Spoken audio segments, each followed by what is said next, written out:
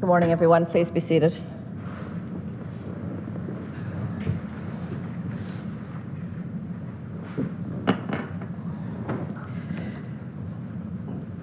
Good morning. I'm very pleased to call the Renfrew County Council meeting of Wednesday, June 29th to order.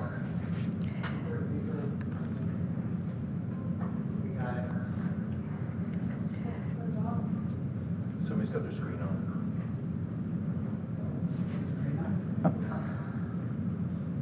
Is there an issue? Oh, we're getting feedback.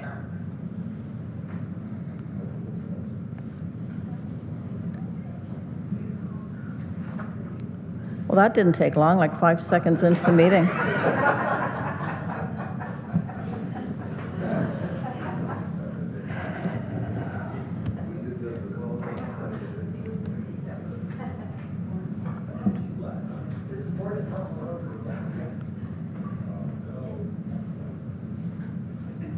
Okay, I think we're going to wait for that list to be fixed. We're going to take a pause, please, Sean.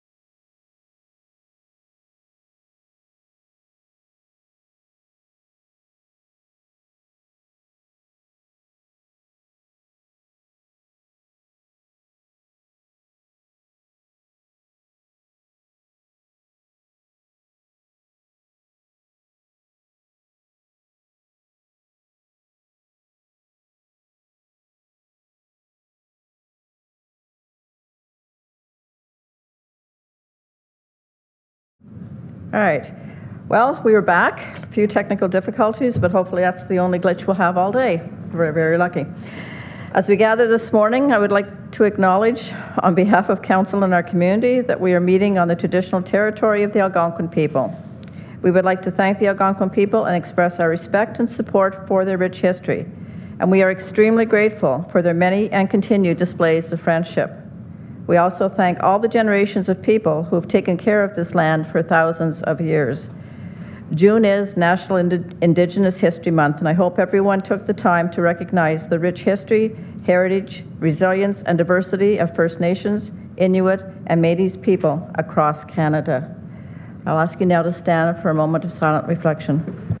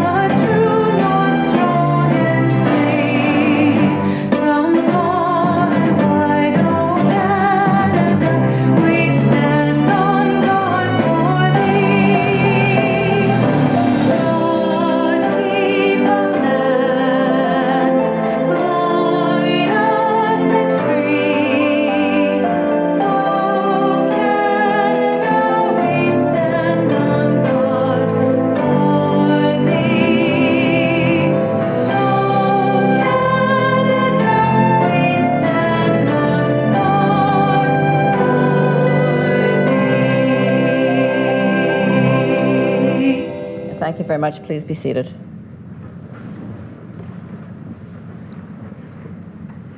Mr. Morrow, can you do roll call, please, sir? Thank you, Warden. Councillor Bennett.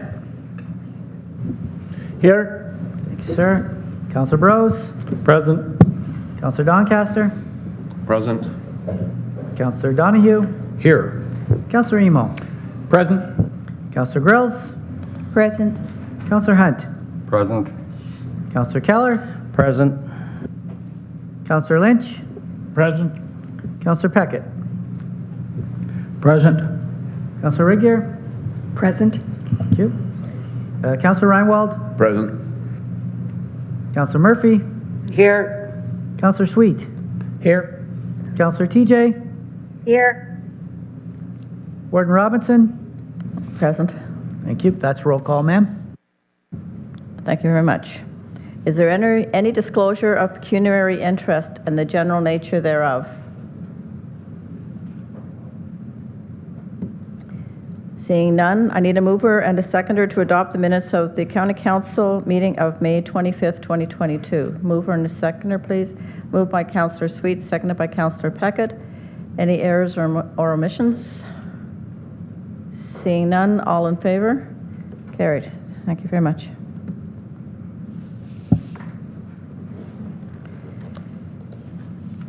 Members of County Council, during the month of June, I attended 24 meetings on county business. It was a slow month. I went to Toronto with my son for 3 days. So, before I report on those meetings, however, I would like to take this opportunity to congratulate MPP John Yakubuski on his re-election. I'm looking forward to continuing to work with John as we advocate for the residents of the County of Renfrew, and in particular for permanent funding for the Renfrew County Virtual Triage and Assessment Centre. I would also want to congratulate MPP Steve Clark on his reappointment as Minister of Municipal Affairs and Housing, and MPP Sylvia Jones on her appointment as Minister of Health. I'm looking forward to meeting Minister Jones in person to share with her the incredible contribution of Renfrew County VTAC and how it is helping our community. June was Volunteer Appreciation Month at both Bonnechere Manor and Miramichi Lodge. I, along with Health Committee Chair Michael Donahue, had the opportunity to celebrate the work of volunteers that support our long-term care homes. While not often in the spotlight, our volunteers are the backbone of our community and truly make the manor and the lodge a wonderful place for the residents. On June 9th, as Chair of the EOWC, I attended the virtual Eastern Ontario Regional Network Annual General Meeting. Councillor Jennifer Murphy will share updates from EORN later on in this meeting. On June 14th, I attended the Paramedic Symposium held in Burnstown at the Neat Cafe. The guest speakers were inspiring, and they easily held the attention of the paramedics attending from 25 countries. It was a great experience, especially having the opportunity to speak with Dr. Laurie Gray, who assists the Renfrew County Paramedic Service. I have invited her to speak to County Council about her work and the positive impact she is having on our staff. The incoming council will have the pleasure of her presentation in January of 2023. I was originally invited to attend the symposium's lunch, but managed to insert myself into the whole morning. I was able to welcome the paramedics and speakers to the County of Renfrew, and of course, speak about the impact Renfrew County VTAC is having on the health of our residents. If anybody's keeping track, that's the third time I've mentioned Renfrew County VTAC so far. Prior to lunch, Chief Michael Nolan presented the Chief's Commendation Awards to a number of people, including Karen Simpson from the Empire Regional Health, whose support and involvement in Renfrew County VTAC is well known. Also receiving this award was Dr. Jonathan Fitzsimon, Dr. Rob Cushman, Andrew Keck, Michael Donahue, Paul Morrow, and myself. On June 15th, I attended the AMO Health Task Force meeting. Topics of discussion were the access to health care, health funding for municipalities and district social service administration boards, public health modernization, long-term care capital programs, and provincial election commitments to health. During this meeting, I, along with CAO Paul Morrow, made a presentation on Ontario health teams, municipal investment in healthcare, attracting and retaining healthcare professionals, and virtual care.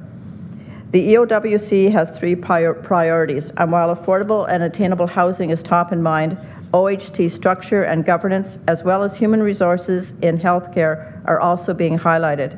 I wanted to do the presentation to not only inform the task force of the EOWC's priorities, but to get the members' endorsement and recommendation moved on to the AMO board agenda.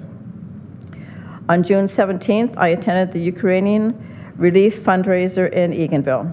Thanks to the initiative of Gerald Tracy and his fundraising team, the local community came together for an overwhelming financial success.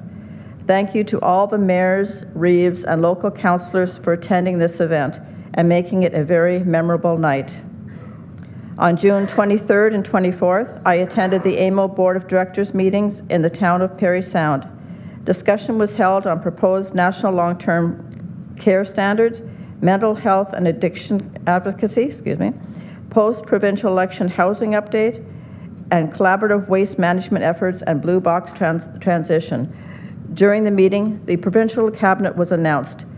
There was spontaneous applause when members learned that former AMO President Graydon Smith would be the new Minister of Natural Resources and Forestry. Councillor Peter Eno was in attendance as well, and he will provide us with a fulsome report on the meeting later today. Today marks our final meeting before we start our summer recess and we turn in August. I want to thank members of Council for your continued efforts. Enjoy your summer. You have all earned a break from your political work, so you can spend some time with your family and friends and get rejuvenated. I will remind those assembled here of the following: the County of Renfrew, experience our history, share our future. That concludes my address for this session of County Council.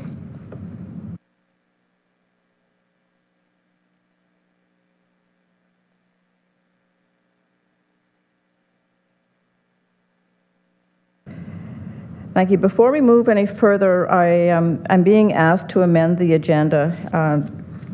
Under committee reports, we failed to add under development and property the 2023 Ontario Winter Games update. So I need a mover and a seconder to amend the agenda. Moved by Councillor Reinwald, seconded by Councillor Bennett. Any discussion? All in favor? Carried. Thank you very much.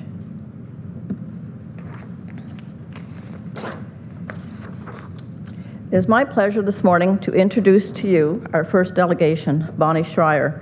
Bonnie is a local resident living on the same farm property that which has been in her family since 1858. Along with her husband of 31 years, they have raised 4 children and are now enjoying their 6 grandchildren. Bonnie worked with kids predominantly throughout her adult life through the Boys and Girls Club of Pembroke and always thought they could handle whatever life gave them. However, within the past 5 years, she found herself in some very challenging circumstances with her young adult children and reached out to Monica from the Robbie Dean Centre. At that time, Monica recommended that they reach out to one of their partners, Parents Lifeline of Eastern Ontario, PLEO. In the spring of 2018, PLEO, which was mostly serving the Ottawa area, received a Trillium grant to expand to Renfrew County. Bonnie was hired in April of 2018 to support parents with children up to the age of 25 years of age who have had or are having some mental health issues.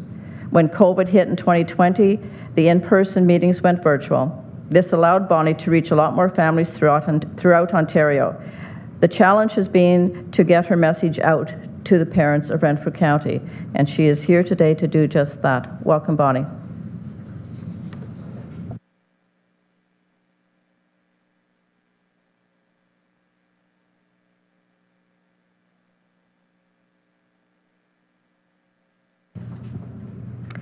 Thank you, Warden Robinson, and good morning, County Council members. I am really so happy to finally have this chance to share with you about PLEO. As it's not a light topic, it is something that does affect pretty much majority of the families here in Renfrew County, pretty much everywhere. So that pretty much sums it up. If you heard Warden Robinson said, it's been around 20 years, PLEO, started in Ottawa, and we're now in Renfrew County. However, what's been happening is it's been very difficult to get the families who have a loved one up to age 25 with any kind of mental health issue the help they need directly and quickly. So in saying that, who we are, I'm just going to move this over. Okay, so who we are parents with lived experience. We are also Many of us also have different backgrounds in social type fields, but to work for PLEO, you must have lived experience supporting your child through mental health, getting them their journey, getting them help. And it was created by parents in the CHEO mental health waiting room. 20 years ago, they're sitting in the waiting room, and one mom is so overwhelmed and upset, and another mom with her child in the same waiting room at CHEO's mental health area says, you know what, I get it. I get you, and I hear you, I see you, and whatever it is you need help with, I am here. Here's my phone number. Give me a call, and I will help you get connected to whoever you need to be connected to. We are not counselors, so we don't pretend to be counselors. We are, we are the people that meet parents on their journey to get them connected to the supports they need to move forward in helping their child. We're not advocates. We work with the parents to advocate. We help them advocate, but we are not advocators for them. So if we go right to the very bottom, Sean, right here. Just to let you know, some of our partners, we have many, many partners and funders, but we're not funded by any ministry per se. So our partners, we have different, partnerships. So we have Addiction Treatment Services, CHEO. I'm not going to go through them all, but the Robbie Dean Center, and I'm sorry, I think I wrote Monica, and it's Monique from the Robbie Dean Center. Also, the Royal is also a partner with us, and the Phoenix Center, and pretty much we're in talks with, I don't even know if I can say this yet, but in one of your health centers in the county, we had a big discussion yesterday, and it makes sense for us to be partners for sure. So how we help, what we actually do. I really wish I had more than 10 minutes because I feel a little rushed, and there's so much you need to know, like really important for you to know. So how we help, if you go down a bit, Sean. Okay, our oldest service is the helpline. That's that parent that day in CHEO's mental health, or in the mental health department at CHEO, giving her number to that other parent, saying, give me a call when you need help. That's where PLEO started. That's the phone line. So today, parents can still call and talk to a peer parent from Monday to Friday, 9 to 7. And when they are not answering calls, and it's now all of Ontario, it's no longer Eastern Ontario, when they are no longer answering calls, they are constantly researching. So the latest resources, the latest articles on mental health, the latest programs, resources, they're constantly doing that. There's 3 main programs. The second one is our, right here, Sean, our one-on-one. And that's, or sorry, not our one, pardon me, sorry, go back up. Yeah, our parent support groups.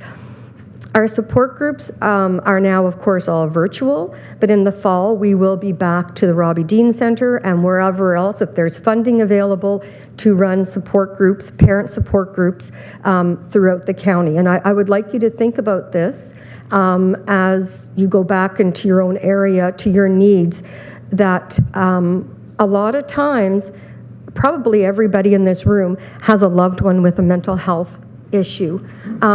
A lot of times, the younger families with younger kids don't tell their parents or elderly parents or grandparents because they're still ashamed. They're still embarrassed, or what you're going to say, what you're going to think you're not parenting properly or whatever. Just please know it affects a lot of families in Renfrew County. So we have support groups, and parents can actually, can you do the click here to find, Sean?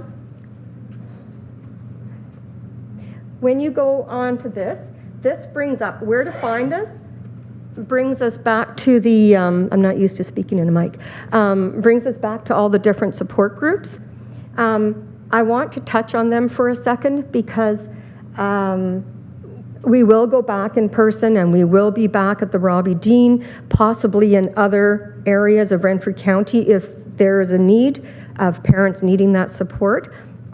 However, the one up here, oh wait, hang on, the very top one, this one here, this one at the very top, Smart Recovery is international, and we are partners with the Sandy Hill Medical Center in Ottawa, and we supply one of our trained Smart Recovery staff to partner with a facilitator, a counselor from the Sandy Hill, and together they run the Smart Recovery. That's the only support group where there's no age limit. So addiction touches many, many families in many different ways, whether it's through any kind of addictive behavior, to gaming. A lot of kids now are gaming, and they're gaming all night, and you know, substance abuse, of course, is rampant, and it can be gambling, sex, any kind of addiction. And so they can zoom in to this on a Thursday night from 7 to 8:30 and actually speak with two facilitators, one who's an actual counselor. You know, am I enabling my loved one that has this addiction? Like, I don't know how to deal with it. Do I kick them out? Do I not? Should I call the police? I don't know what to do. So that's kind of all the different ones. We can't give advice what you should be doing, but we can certainly refer them in all the other ones to places that can give them the answers they need. Or we can share our own experience, who we reached out to, who helped us. We're in the middle of a crisis right now in our family, and I'm really thankful. I'm thankful for our local services. You have no idea how important they are.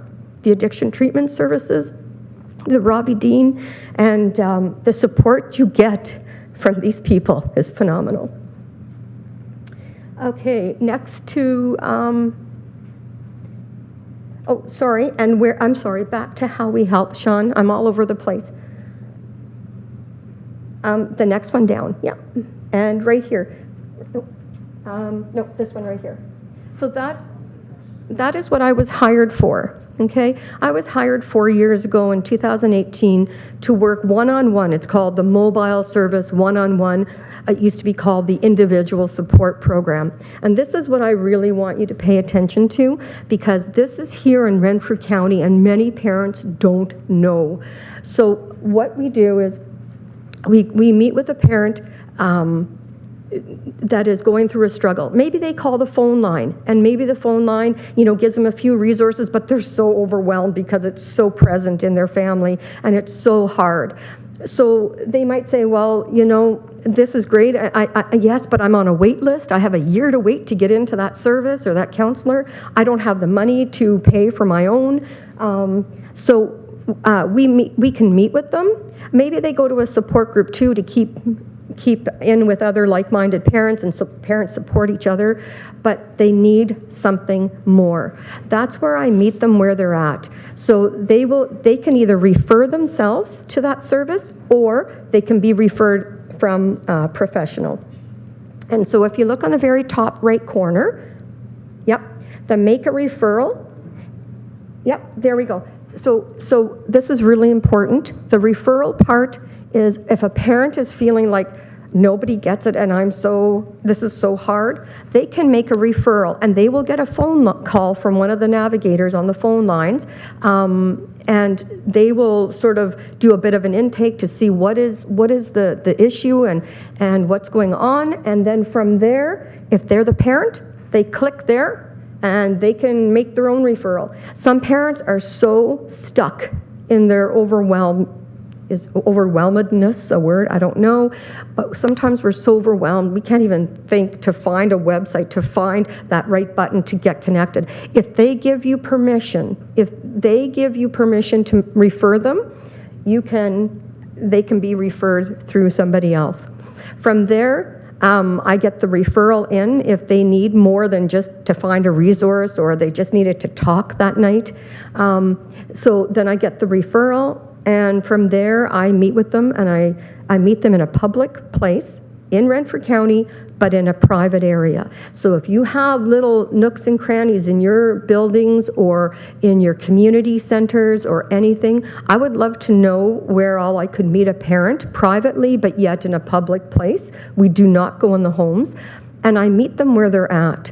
And at that point, we set goals. We set maybe just one. Just one goal is or two. We get to the root of their challenge. What is it that I don't know if I let my kids stay here anymore? They're abusive. They're smoking pot all the time, and they're stoned all the time, and they don't hold a job. They're 21. They're da da da. Like, do I kick them out? Do I? So that's where we sit down and we break it down. We break down what the biggest challenge is, and we say, what is the point? What is the place where things really started to fall apart, where you saw the difference? Like, let's bring it back. Was the child, did they always have issues? Was it ADHD, or what was the situation? And from there, we break it down. And then we call it an echo map. Then we make a map of their supports. Who do they have in their corner? And who do they have professionally in their corner?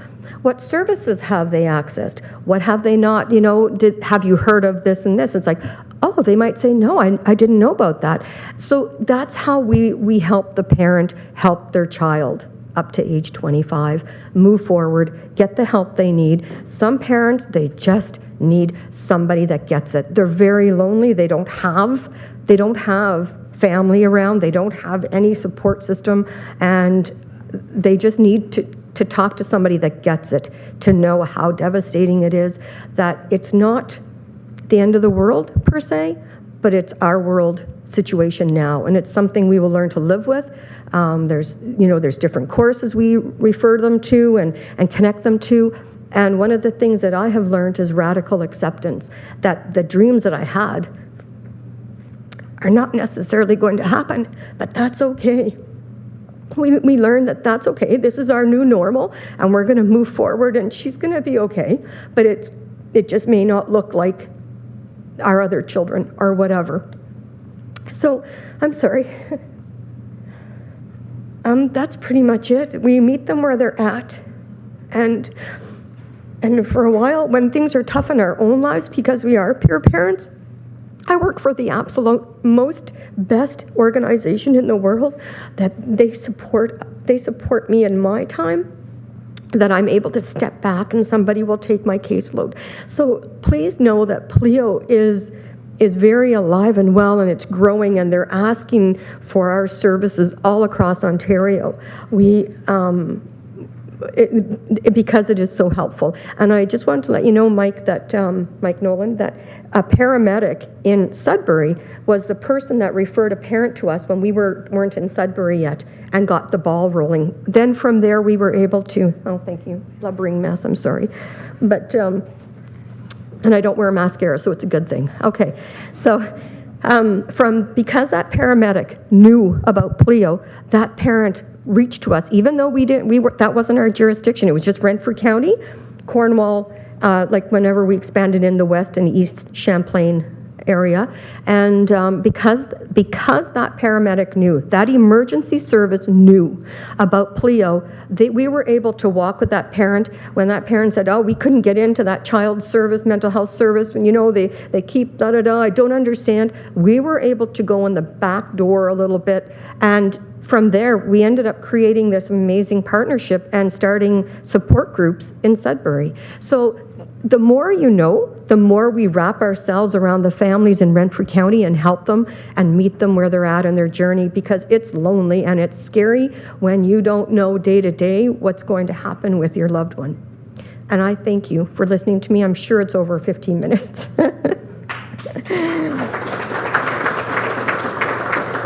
Oh, I'm sorry, one more thing. Sorry. Under resources, Sean, I do want you to know that I have all these. I have like tons and tons, and they're because of COVID, they're all in storage in Ottawa. I am going to get some, and I need your help to get them dispersed in your own health centers, your counseling places, anywhere within your own jurisdiction. So under our resources, what's really important too, here, the supporting, so information brochures. We have, so the different things, oh, there's so much I want to tell you. So there's so many things that we support parents with. And so a parent that has a loved one up to age 25 with any kind of mental health issue, such as ADHD, such as depression, suicidal anxiety, suicidal ideation, anxiety, behavioral, autism, anything and everything like that has anything to do like with a parent has a new diagnosis and she's overwhelmed because she wants the supports for her child in the school, and you know, it's kind of, it's very intimidating to go into a school and you sit across, you know, your principal, you're all your different people, and they're not really kind of budging on it, but you've just got a diagnosis that your child is, it's called exceptional, which means that they are entitled to services. But they're not going to tell you all that necessarily, and I'm not bashing the schools or anything like that. We work with them. But what I'm saying is sometimes parents don't get all the information they need. So we will go with that parent to that meeting and be a silent partner and take notes. Again, we won't advocate for them, but we'll meet with them the day before and we'll get ready so that they feel solid about what they want to say and help them through that.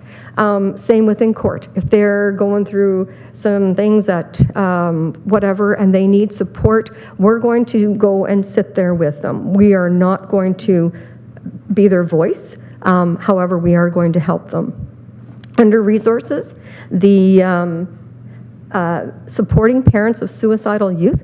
One of our partners is suicide prevention, and we created a documentary. It was a very pretty extensive documentary.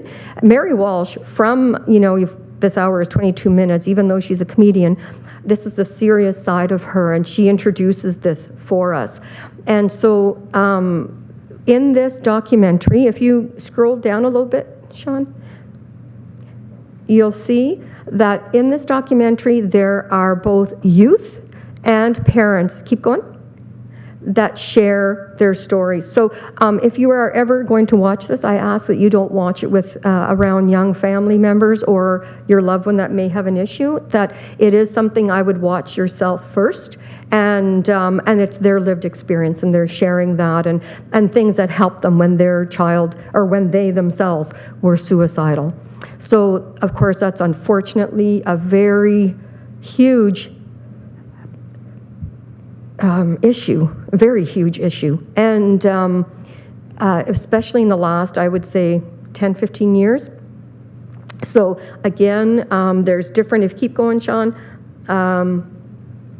yep, there's how you know, and there's all kinds of safety at home, communication, there's all different kinds of tips in there, and I encourage, if you know somebody that's going through anything like that, or you have a parent that you suspect, you know, we're not crisis workers, but sometimes we call crisis line with them if they just can't make that call, and we're on the other end for them. So please know that that PLEO is here in Renfrew County alive and well, and we need our families to know we're here for them. And it's not hard. It's not hard to connect at all. The website, as you can see, is very user-friendly, and it's very straightforward. And yeah, I think that's it.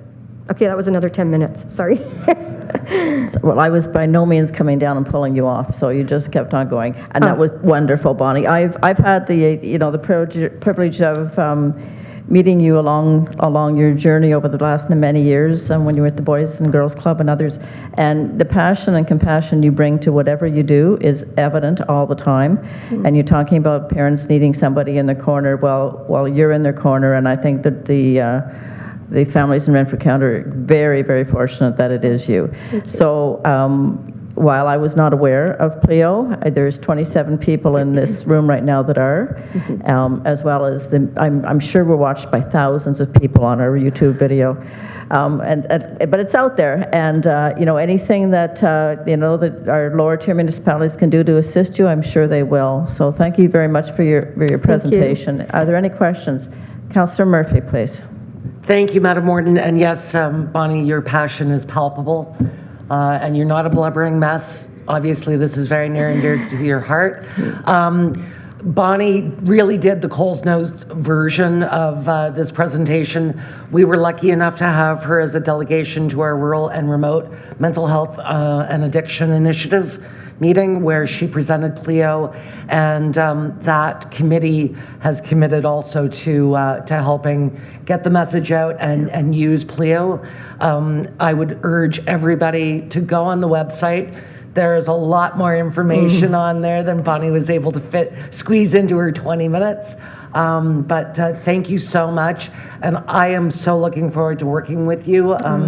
This is, as I said during our RIMHI meeting, this is something that's very, very, very important to me. And Minister Tobolo is again the Associate Minister of Mental Health and Addiction. So we have asked for a delegation at AMO, and we will certainly be bringing this to his attention. Oh, thank you. And that's and again, that's the most important part. When you know, and you can think about a parent maybe that needs it, or if you know of funding specific for support for families, please let us know, because we're not like rolling in the dough. It was just Trillium, and that came and went, and it's all little partnerships. There's no permanent funding, though our executive director is she's amazing and is doing all that work back and forth. But I know you're all politicians. I am not. But there's a lot of passing the buck back and forth. Oh, that's not our mandate, or that's not ours. Oh, that's Ministry of Education. No, that's Ministry of Health. No, that's Ministry of Children. So, any kind of little tidbits of information or backdoors or anything at all that you can do to help us secure more funding to expand, because the need is there, that would be great. I would connect you to Elise. She's awesome. So thank you again, and I will have lots and lots more to bring to all the different areas, but for now I'll leave some of these so you can each take some back, because I know a lot of your health places in your area, your community centers or health places are hoping for some of these to be brought back. Okay, thank you. Are there any other questions? Seeing none, Bonnie, thank you very, very much for the presentation. Much appreciated.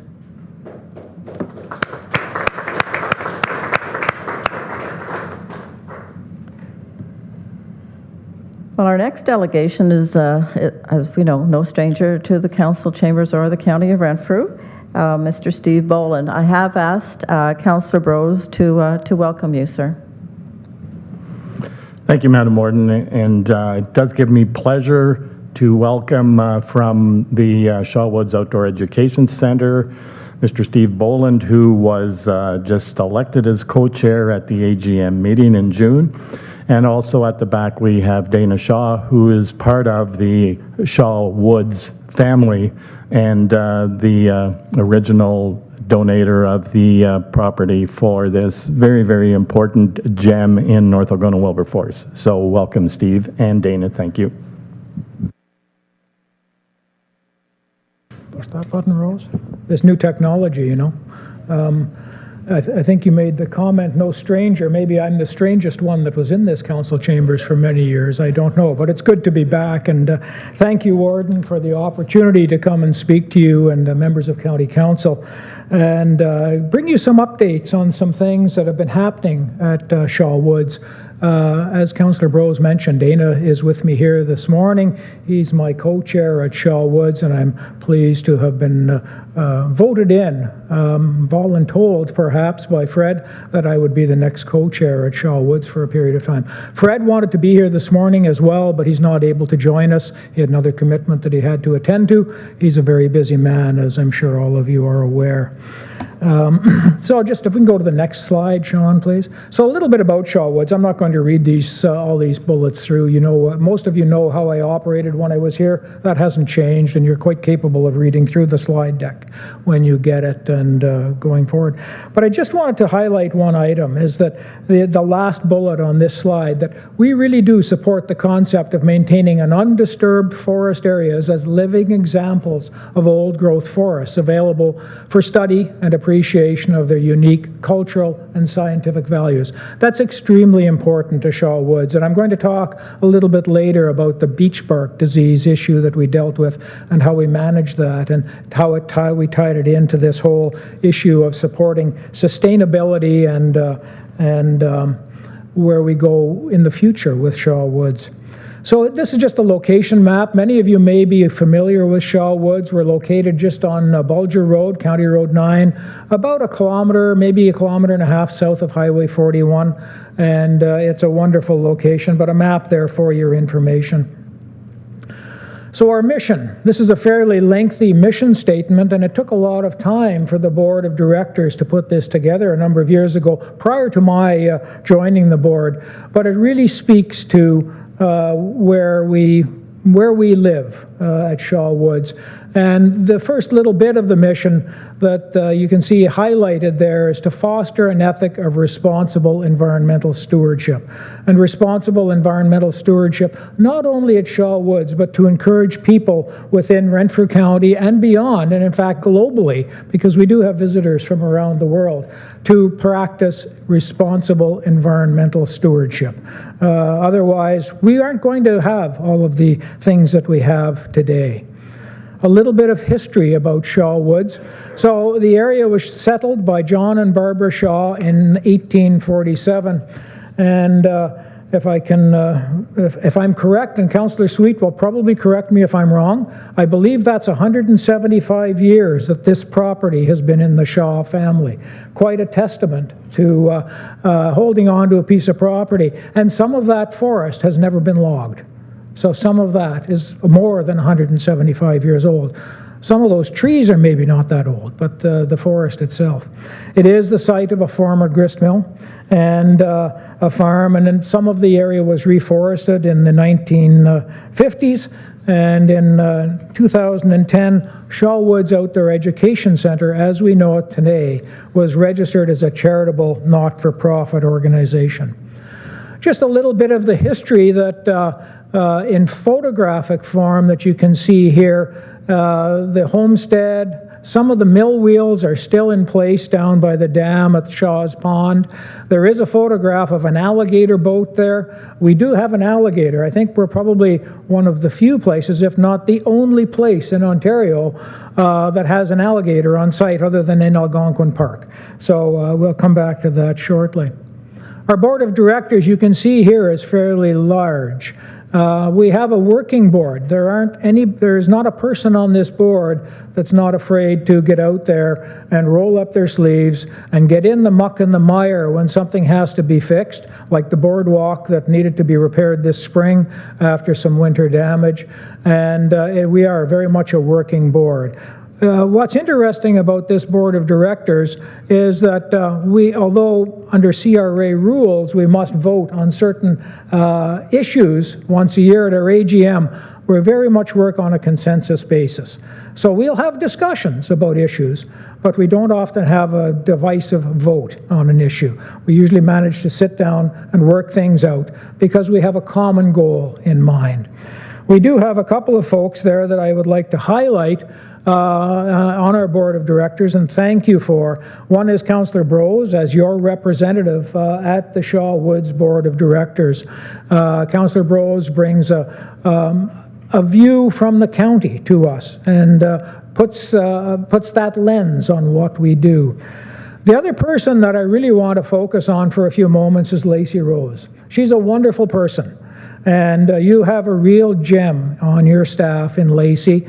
She's a wealth of knowledge, and she's been instrumental and very helpful in keeping us moving forward on some of the forestry-related issues at Shaw Woods and helping us from a technical perspective. We have a number of retired foresters, and of course, Mr. Shaw and his group are in the forestry and lumber business, so they bring a great wealth of knowledge. But Lacey is a wonderful person, and we hope that we'll be able to avail ourselves of her help and her services in the time forward. We do have some staff on board. We have 5 members of staff that are paid on a part-time basis. Mary Kay Jones is our office administrator. She kind of keeps track of the rest of us and keeps us on the straight and narrow in terms of the administrative functions, and that's an important part of Shaw Woods when you're trying to organize 3,500 to 4,000 students visiting every year. So an important job. We also have 4 teachers on staff part-time. time. Generally speaking, through the school year, you see the list there. Some of these teachers are moving on to other endeavors. Excuse me. But we are continuing on with our teaching program. And at any given time, we have about 40 volunteers that come out to help us at Shaw Woods, whether that's taking a tree off one of the trails that's dangerous, or whether that's repairing a boardwalk, helping out with our Maple Sugar Day, or whatever it is. But a number of volunteers, and that's how we operate. And we couldn't do it without our volunteers. As the warden mentioned earlier, she attended some functions this past month about volunteers, and they are important in many activities throughout the county of Renfrew. Our amenities are here. I think, in terms of the highlights, we've got 14 kilometers of trail, 50 hectares of old-growth forest, and we're home to the Alice May alligator boat. Those of you who may be familiar with the works of Robert Service, the poet, during the Yukon Gold Rush days, the Alice May is named after the boat in the cremation of Sam McGee's story.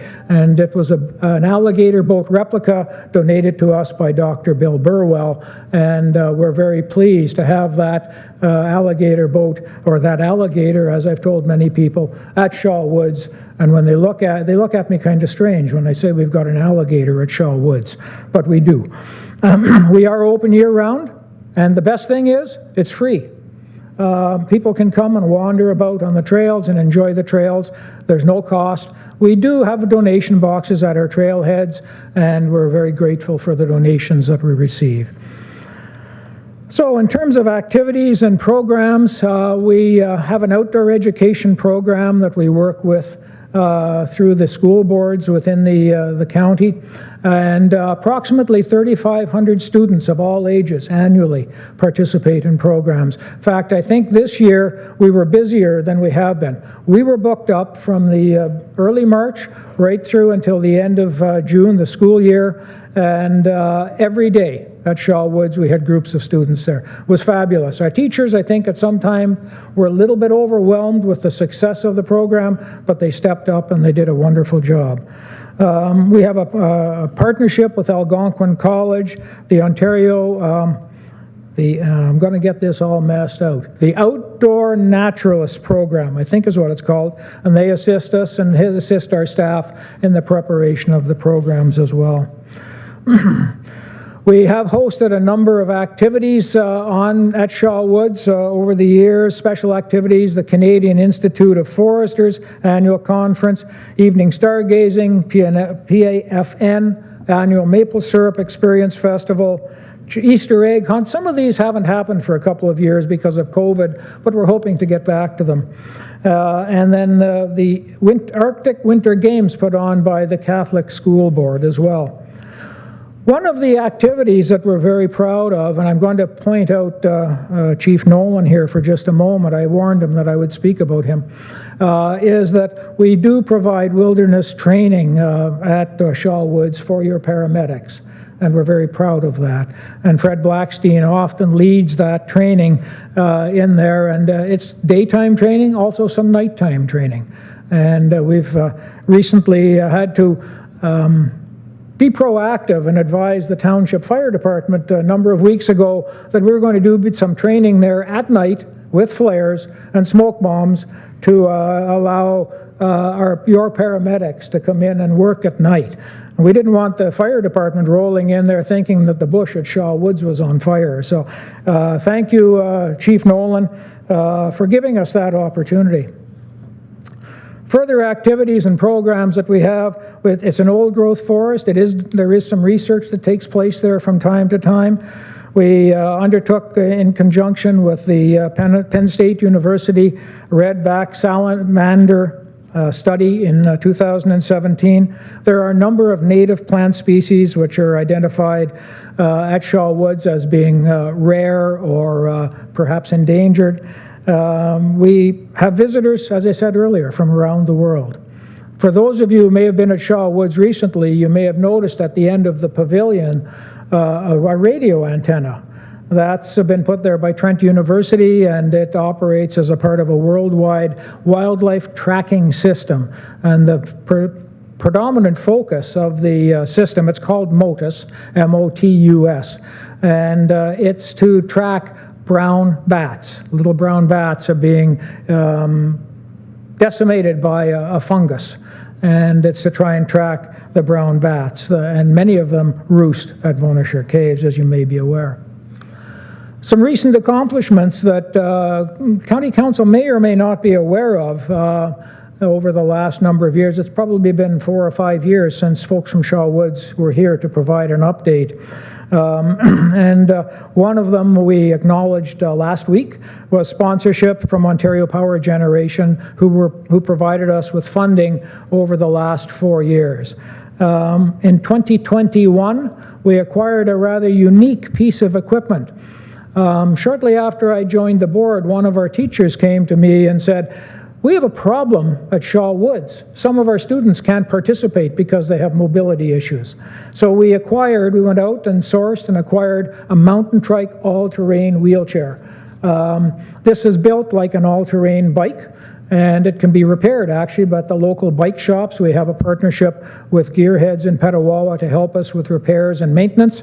And it's intended to accommodate persons with mobility issues, both adults and students. The primary focus at the time was students, but when we looked, we thought we should have something there for adults. The young lady that you see in the picture here is a young lady by the name of Bree Birdsell. And she had a very unfortunate accident at High Falls in Algonquin Park a number of years ago, was very seriously injured. She was rescued by our paramedics, and she came out and she called us after she saw an article about our mountain trike and asked if she could try it out. She was the first one to use the mountain trike. Now, a little bit about Bree. She used to do roller derby, so she's very physically fit. She has some mobility issues in her lower extremities, but she's very physically fit. And she gave that mountain trike a good roll. Our secretary-treasurer and myself followed her down the trail. We ran after her down the trail, maybe a better way to put it. And Bree was having a hoot. And she got a little bit ahead of us. The next thing we know, she's upside down in the mountain trike in the trail. And we thought, oh, now what have we done? We've killed somebody. Well, we hadn't. She was just testing it out. And she gave us really good feedback as a result, which was great.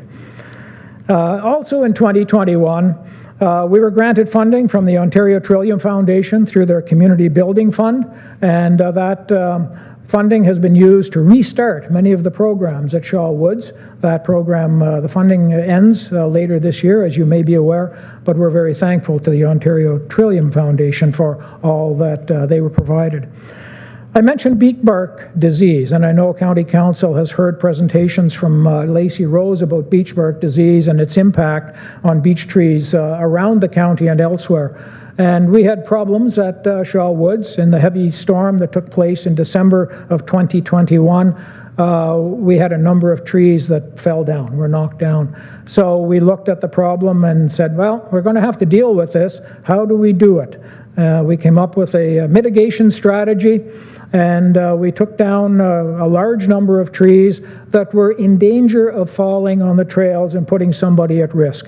And I was shocked when I saw one of the trees. Dana had his daughter out there one day, and she is standing inside a beechbark tree that had been cut down, and there was nothing there. It was like a culvert, I think is how Dana referred to it. So we needed to do that work, and it was timely. But we also took the opportunity in concert with our learning and our teaching to use it as a teaching moment. And why is beechbark disease dangerous? How did it get here, and how do we manage it? So we have a number of posters and a number of billboards that we put up at Shaw Woods to explain beechbark disease and to outline how we dealt with it and identify the fact that it is an invasive species issue in Renfrew County and elsewhere. So using that as a learning tool. And then we've just recently been granted funding in partnership with our host municipality, North Algona Wilberforce. In fact, I'm meeting with staff at the township this afternoon to talk about an overflow parking lot that we plan to construct at Shaw Woods. Parking is a premium at Shaw Woods, and we found over the last 2 years during the pandemic that many times we don't have enough parking at Shaw Woods. And we need to do something. So we've been able to partner with the municipality and obtain funding through one of the funding programs, I believe it's through OTO, to allow us to move forward with the parking lot construction. So hopefully we'll get all of that work done before the snow flies. So some future directions, coming close to the end, Madam Warden. And where are we heading in the future? So we are in the process of developing an outdoor education outreach program. Some of the schools within the county and beyond, and we are seeing schools from beyond wanting to come to Shaw Woods, have difficulty getting there because of the cost of transportation. So how can we deliver what we have and help them understand our mission without having to come to Shaw Woods? So much like your virtual meetings, we're in the process, and we have already done some of this, developing a virtual education program. We've just updated our trail guides, and Rose has passed out the trail guide and our brochure to each of you. That's brand new. It was printed earlier this year. At some point in the future, we would like to move forward with including QR codes or something like that on our trail guides and on our guides with along the trails that identify the various species, so that as time goes on, we can take, or someone can take their smartphone, click on the QR guide, and they'll have all the information about what's at that placard on our trails. We continue to develop our natural play space, and one of the items that we want to look at is some of you who have been around for a while will recall a toy called Lincoln Logs, where you could build little log houses. We would like to get big Lincoln Logs, which would allow our staff then to help teach the students how was a log house built, because you don't build log houses very often anymore. So we're looking into that. We're having ongoing discussions with your Public Works and Engineering Department. Mr. Perkins and some of his staff met with myself and Fred Blackstein several weeks ago about some possible safety enhancements that might be taken along County Road 9. And I believe Mr. Perkins had a report forward to the Operations Committee this month on one of those issues. So we will continue to work with Mr. Perkins on those issues. And as I said, construction of a new overflow parking area in 2022. So, Madam Warden, I'm not here to ask for funding. That's not the purpose of this presentation, although if Mr. Foss has a check sitting around that he doesn't know what to do with, we'd be happy to accept it. But funding, I thought, would give you a snapshot of how we're funded. And our annual budget is over $100,000 a year, just over $100,000 a year. We have three major partners with us in funding. The three major school boards, the Renfrew County and District Public School Board, the Catholic School Board, and the French School Board are all partners, and they provide the lion's share of our funding for the programs at Shaw Woods. In addition to that, we have donation boxes on the trails that we get a modest amount from every year, and we have many supporters. I'm not going to go through them. You can read them at your leisure. But we have many supporters, both corporate supporters, a couple of municipalities in the county that support us on a year-to-year basis, and then a variety of private donors that come forward from time to time with varying amounts of support. So we're very happy for that, and very pleased to have that. So once again, Warden Robinson, thank you to you and council for the opportunity to appear before you today to bring an update about what's going on at Shaw Woods. And there's some contact information there. Feel free, if you want more, to get in touch with me. I know many of the staff know how to get a hold of me, or Dana or Fred, and we're happy to have you. And I'll just throw this out. If you want to come out as a group at some point and you want to visit Shaw Woods, let us know. We can arrange a tour, and we'd be happy to welcome you to everything that there is at Shaw Woods. With that, Madam Warden, if there are any questions, I'm happy to respond. Well, thank you very much, Steve. It's a pleasure to have you and Dana here today as well. And, you know, definitely Shaw Woods is a gem in the county of Renfrew that we all take credit for, but you're doing all the work, so thank you for that.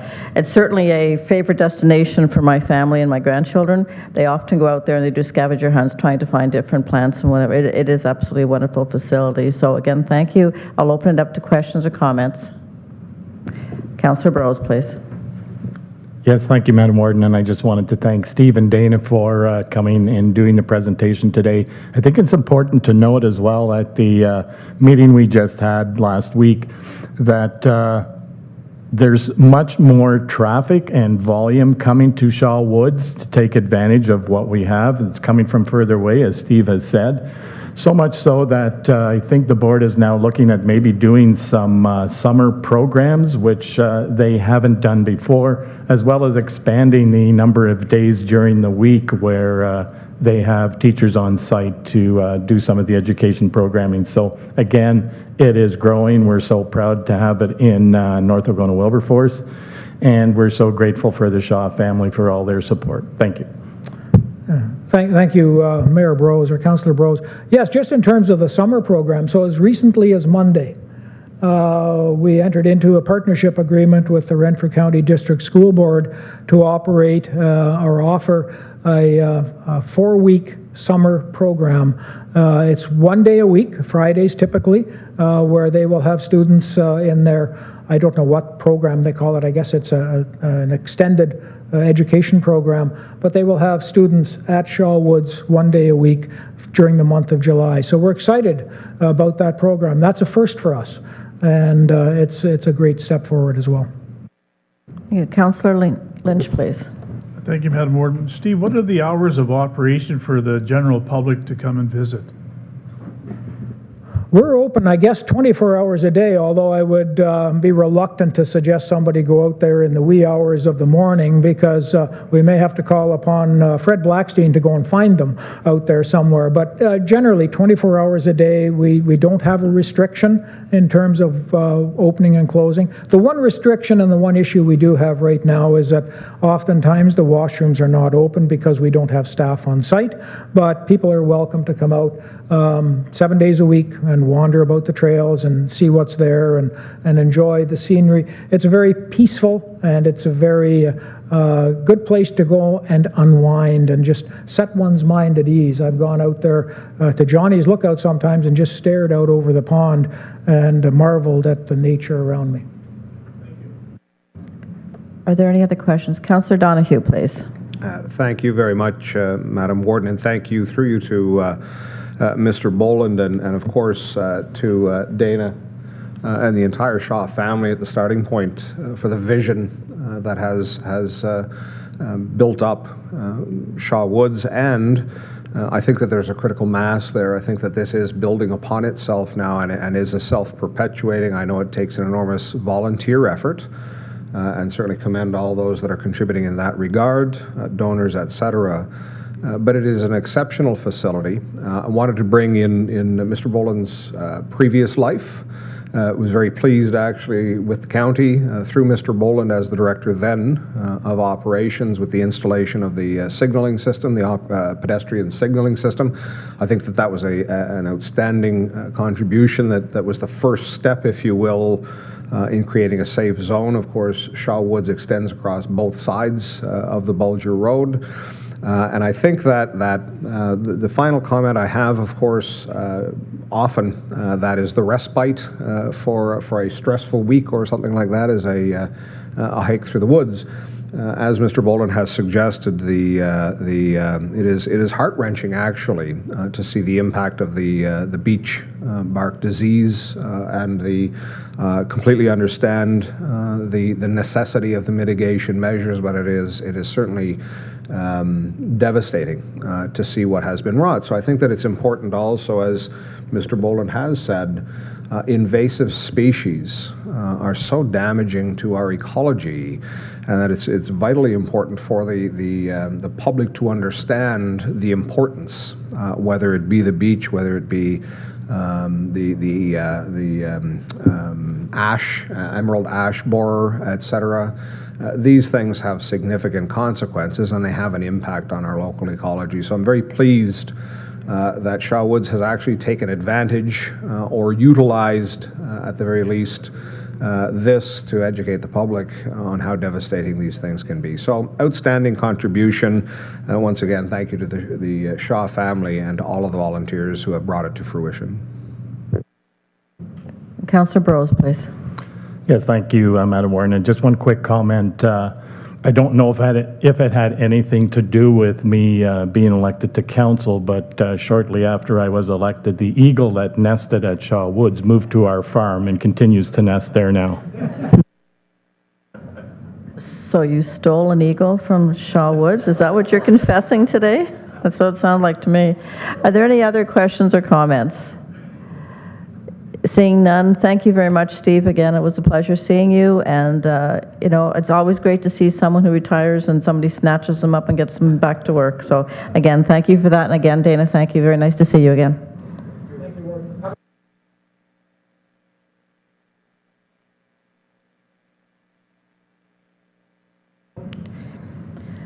So Karen, you've been patiently sitting at the back of the room waiting. Hopefully we're not putting you behind your schedule today, but we did have, you know, two very dynamic delegations. So I will ask Mr. Foss to introduce Karen Black, please. Thank you, Madam Warden. And speaking of dynamic delegations, we do have with us this morning Ms. Karen Black, who of course is a partner with Scott Rosine Black and Locke. Karen is no stranger to our chambers, and on an annual basis at least presents to you her auditor's report, in this case for the 2021 fiscal year. And without further ado, Madam Warden, with your agreement, I would turn it over to Karen to present the statements to you. Thank you. It's always hard being the third delegation up when you have such interesting people and then you bring a financial statement out. So please bear with me. All right.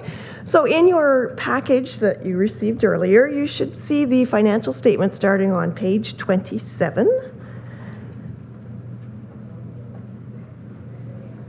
And this is going to be your December 31st, 2021 financial report for the Corporation of the County of Renfrew.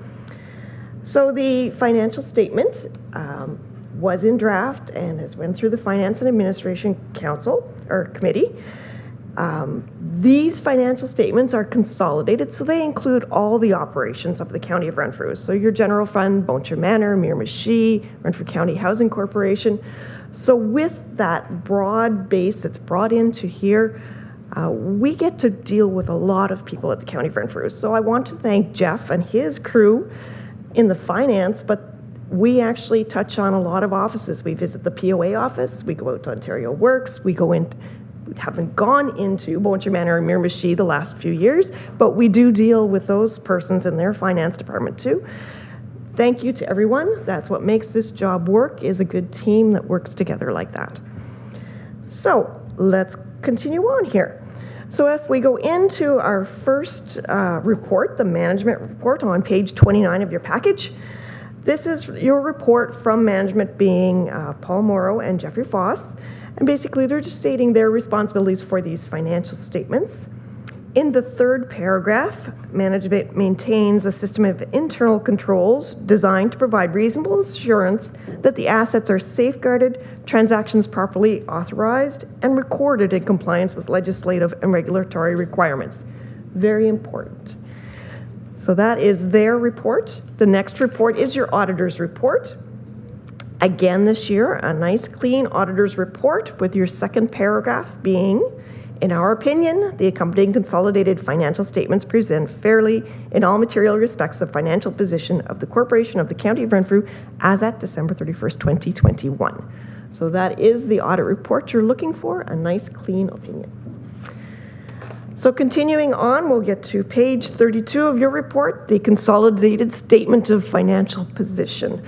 So at December 31st, 2021, this is what the Corporation of the County of Renfrew had. Financial assets, cash of $71 million. Investments, all in GICs of $7.3 million. Accounts receivable from the federal government of just over $1 million, being HST. The municipalities' receivables, $283,000. This will be from City of Pembroke, basically, and their shared services. So this is what was receivable from them at the end of the year. In the other of $805,000, in here we have our residence receivables at your Renfrew County Housing Corporation and at your long-term care homes. There will be tuition loans from the paramedics, timber, forestry receivables at the end of the year. That's what makes that number up of $805,000. Continuing down, we have financial liabilities. So we have accounts payable and accrued liabilities of $17.9 million. Trade payables, your normal everyday occurrences, your construction payables that are owing at the end of the year, accrued wages at the end of the year, things like that show up in that accounts payable line item. Temporary construction loan is showing a little zero. What that was is in the prior year for the Madawaska River Bridge, a temporary construction loan had been taken out. During 2021, that was converted into a debenture and is now showing up down lower on in your long-term liabilities area. The deferred revenue on obligatory reserve fund of $4.6 million is made up of federal gas tax funds of $2.6 and safe restart funds of $2 million.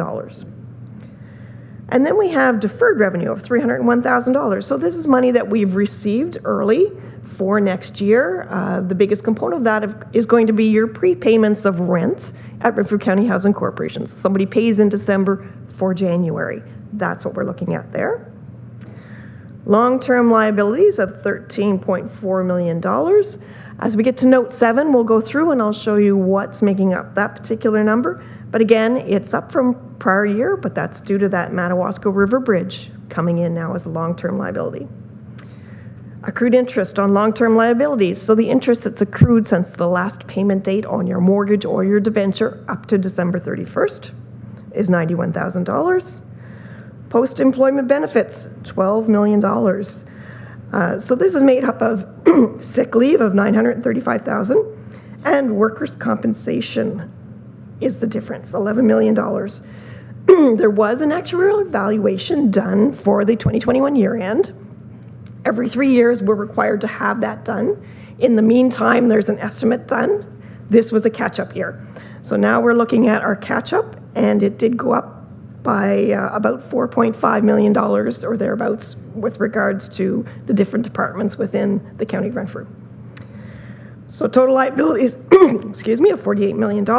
Net financial assets, $32.5 million. Non-financial assets are those assets that are not available, thank you, not available to discharge liabilities. So they're not cash. You can't really change them into cash quite readily. So we have tangible capital assets, your buildings, your roads, your equipment. That's what makes up that number. Net book value after amortization is $214 million. This year we had $18.5 million of additions, 6.4 in buildings, with this building being the biggest component to it. 1.1 in equipment additions, 1.3 in vehicle additions, and 8.9 in your linear asset additions, being your roads, culverts, bridges. Next line down, tangible capital assets, construction in progress. So those assets that haven't quite met the requirement of being fully ready to be a capital asset put into use fully. $85 million there. Biggest components are going to be in the roads department, $35 million, and Algonquin Trail is $50 million. Inventory, $740,000. That's basically your sand and your salt and supplies at the 2 long-term care facilities. And prepaid expenses of $422,000. So those items that we've paid for now that are due are for next year or for the year after. The biggest increase in that was with regards to the float that's sitting with the Workers' Compensation Board in the paramedics department. So it did go up by about $90,000 this year. So that is $301,000 of non-financial. We add that to our net financial to get our accumulated surplus of $334 million. If we go on to our next page, your statement of operations and accumulated surplus on a consolidated base. So again, all of those departments brought into play here. Anything that was an interdepartmental charge is removed so that we see a true picture of the County of Renfrew's operations. So we start off with our revenues, levies on area municipalities of $45 million, payments in lieu of taxation, $4.4 million. Other municipal revenues, so again, this is going to be the City of Pembroke's share of ambulance, long-term care homes, housing, and items such as that. User fees and service charges of $17 million. These are going to be your rent from your Renfrew County Housing Corporation tenants, your rental accommodation charge for your long-term care homes, lease revenues, and new, I'm going to say newish, the charge for VTAC within the county. Government grants of $71 million, up 5.6 from budget, excuse me.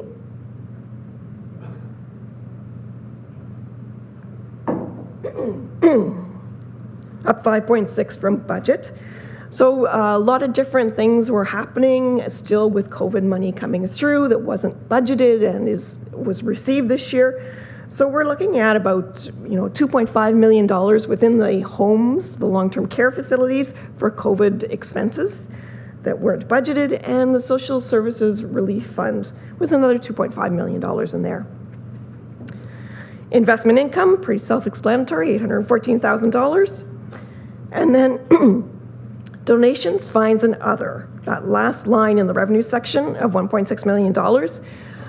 It is below budget. So once again this year, the donation of land under the Trillium project, or the Algonquin Trail project of $3.5 million was not done. So that is not showing up this year.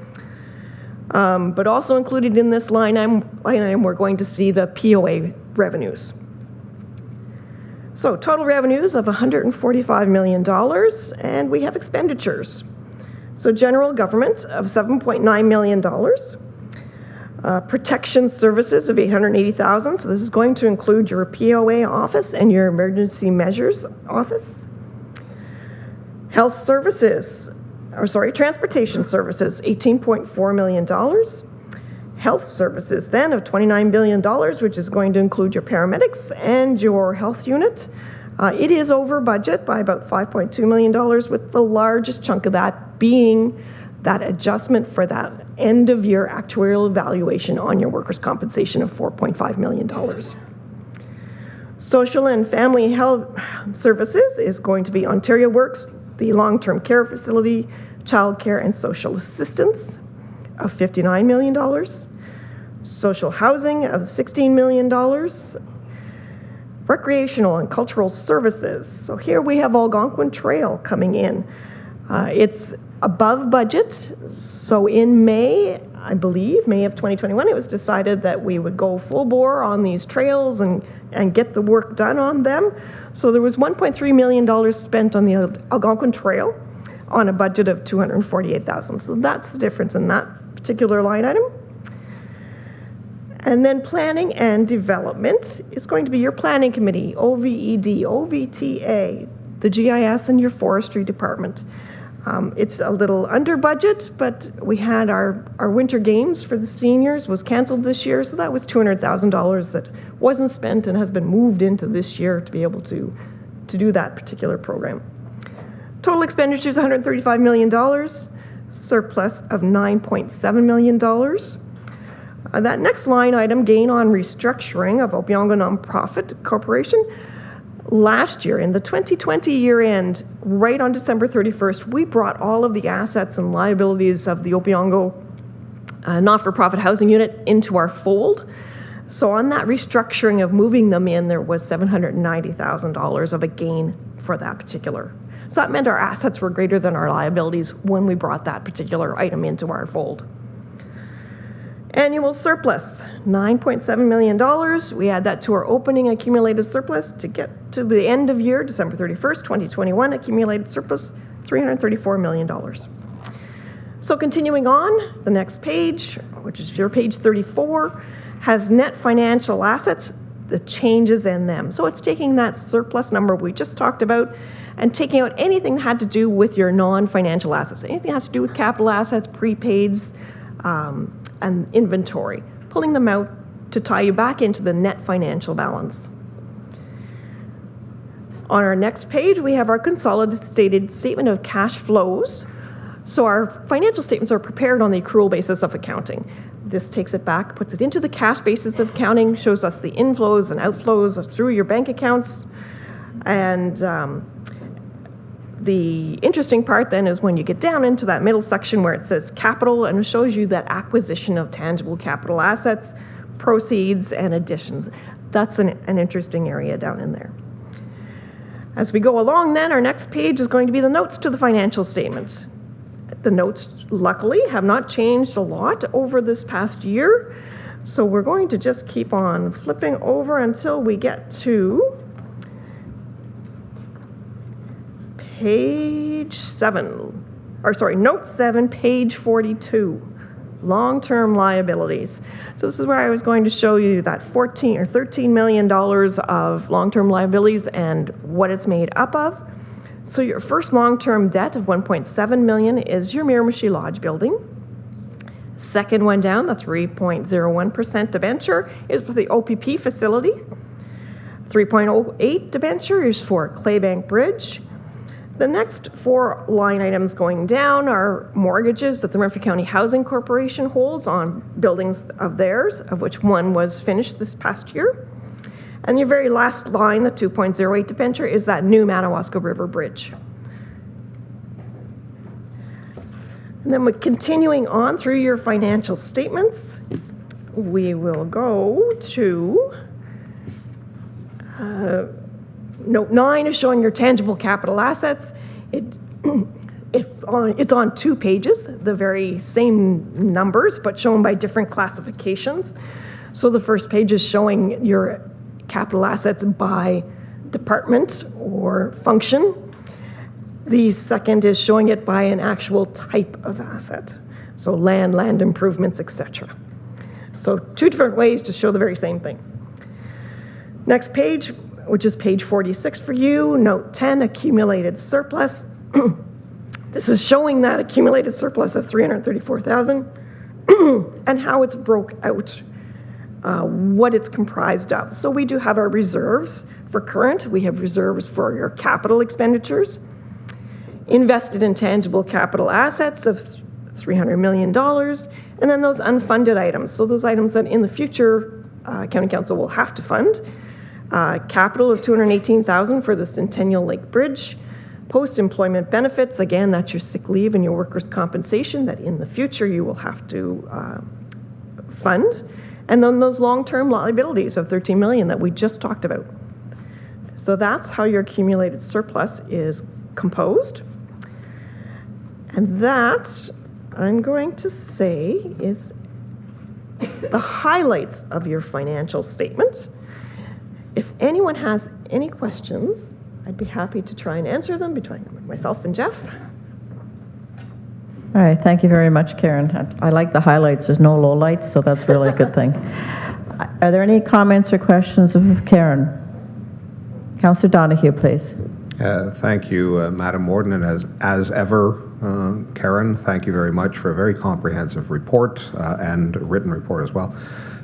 Just a question, this is on the statement of operations on page 33 with respect to expenditures and in specificity, recreation and cultural services. And I think I understood that that over expenditure was on the acceleration of the Algonquin Trail. Is that correct? That is correct. And I wonder, through you, Madam Warden, what was that expenditure of the? Does that explain all of the difference of approximately 1.2 million? It does. So the I'm not going to say paving, the refurbishing, the stonework done on the Algonquin Trail was basically the $1.3 million that was spent on that trail in the past year. Supplementary, Councillor Donahue? Thank you, Madam Warden. Just final, and this perhaps will throw open either Ms. Black or Mr. Foss. Was that 1.2 million budgeted directly, or was that the sum that we had anticipated potentially paying for out of any surplus at the end of the year, or what we had proposed to draw out of surplus, was that on top of this 1.2 million? As it turned out, we did not, because we experienced the deficit at close of 2021. But I'm wondering, so instead of drawing from that reserve or from a surplus, if that was drawn first out of revenues, though it was unbudgeted. Mr. Foss, would you like to take that on? Certainly. Thank you, Madam Warden, and through you to Councillor Donahue. We did not include in our 2021 budget the work plan, the additional or incremental work plan for the Algonquin Trail. And I believe in the spring of the year, we had a motion from the Development and Property Committee to move forward with about a $2 million total work plan in 2021. That the motion read that work would be financed from, I believe, our working capital reserve, and then that reserve would be repaid with any surplus, and I think the wording was as a first charge of any surplus from operations for our general revenue fund. In 2021, we ran a deficit of about $400,000 and some odd in our general revenue fund, and so weren't able to repay anything toward that draw on reserves, but this amount was fully financed from reserves. So in 2022, that resolution remains, and any of that work needs to be financed from the working capital reserve, and then any surplus will repay the reserve as we move forward into the future.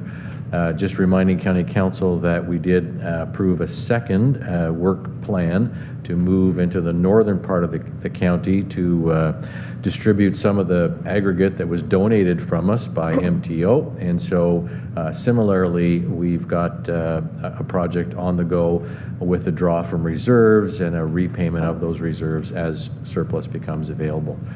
Thank you, Madam Warden. Thank you, Mr. Foss. Are there any other questions? Seeing none, I'm going to turn the last comment back over to Mr. Foss. Thank you, Madam Warden. And as I mentioned at the Finance and Administration Committee, today will be the last time that Ms. Black comes before you to present the financial statements. Our relationship started before Karen and I were born, I'm sure. No, not quite. But on the 30th day of August 1978, we had a bylaw approved by this chambers to appoint the auditors of the day, which at that time was Thorne Riddell and Company.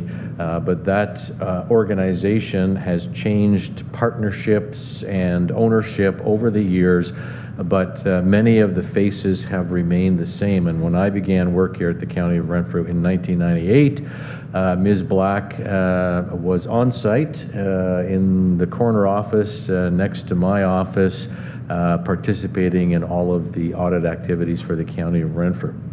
So we've had a very long relationship.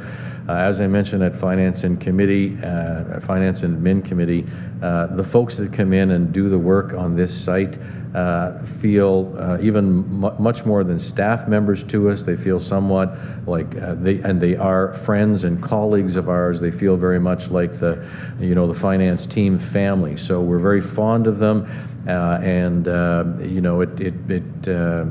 this draws us to the end of an era, essentially, of that organization providing excellent services to us.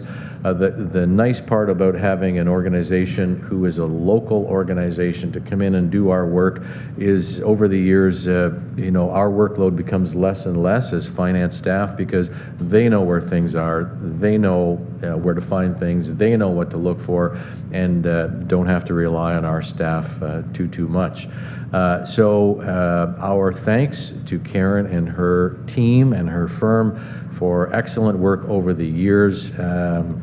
We wish them all the very best in the future, and I certainly look forward to the commitment that some of her colleagues have made to remain on my golf team for the Warden's Cup, because without them, I'm a team of one. And so I need them to continue supporting me as I try and steal the trophy away from Councillor Sweet and his team, and we're getting better each and every year, so we're getting closer. But again, thank you, Karen, to you and your team for all the great work, and we wish you all the very best. Thank you very much. I just wanted to let you know that I started doing the county audit as an accounting co-op student from the University of Waterloo in 1985. So I've had my fingers on this audit for a lot of years, and I will miss it, but it's just circumstances are changing. So thank you again.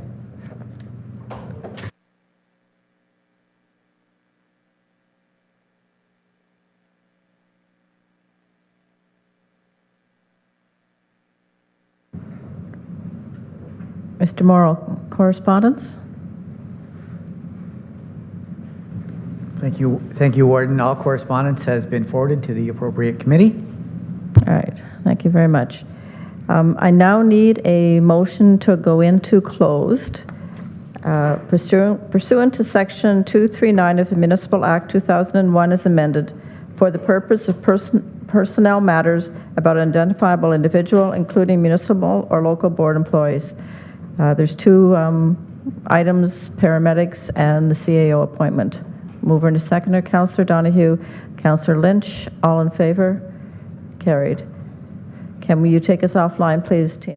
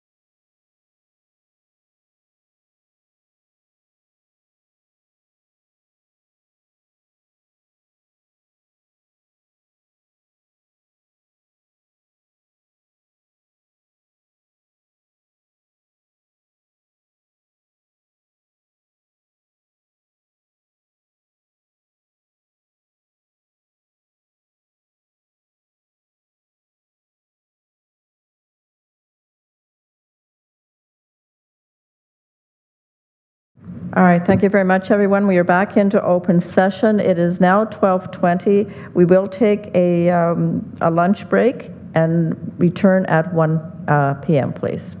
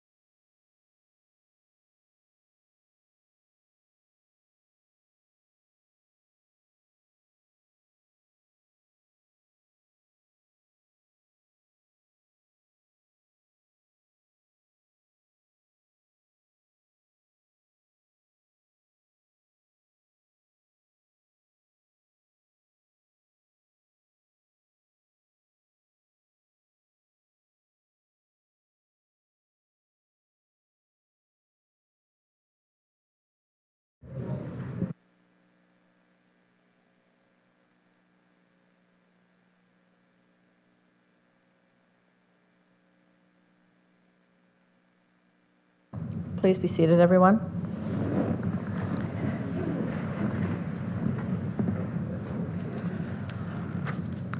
Well, I hope everyone enjoyed their break. This is an action-packed County Council day for sure. So we're going to get right into it.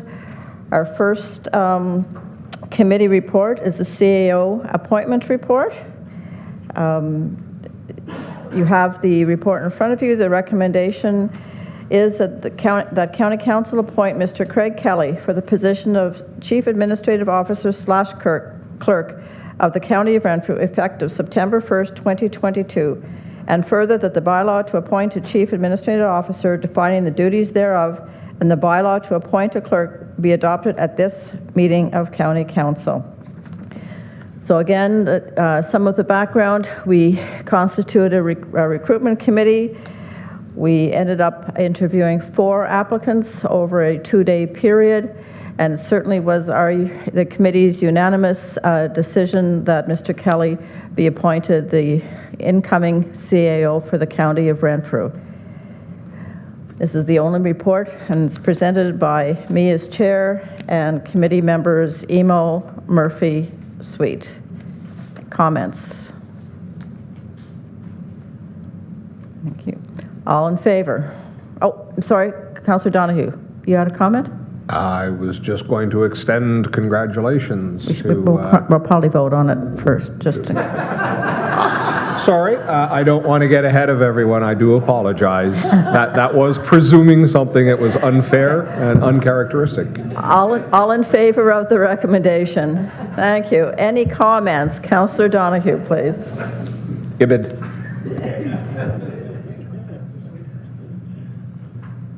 Councillor Sweet? Did you have a comment? I was just going to move, oh, if you wanted somebody to move the recommendation. All right, so again, Councillor Donahue, did you have a comment? I did. I just, the same one, Madam Warden, of congratulations on sooner or later, the date, I guess, that is affixed. September 1st, 2022. Okay, thank you. Congratulations, Mr. Kelly.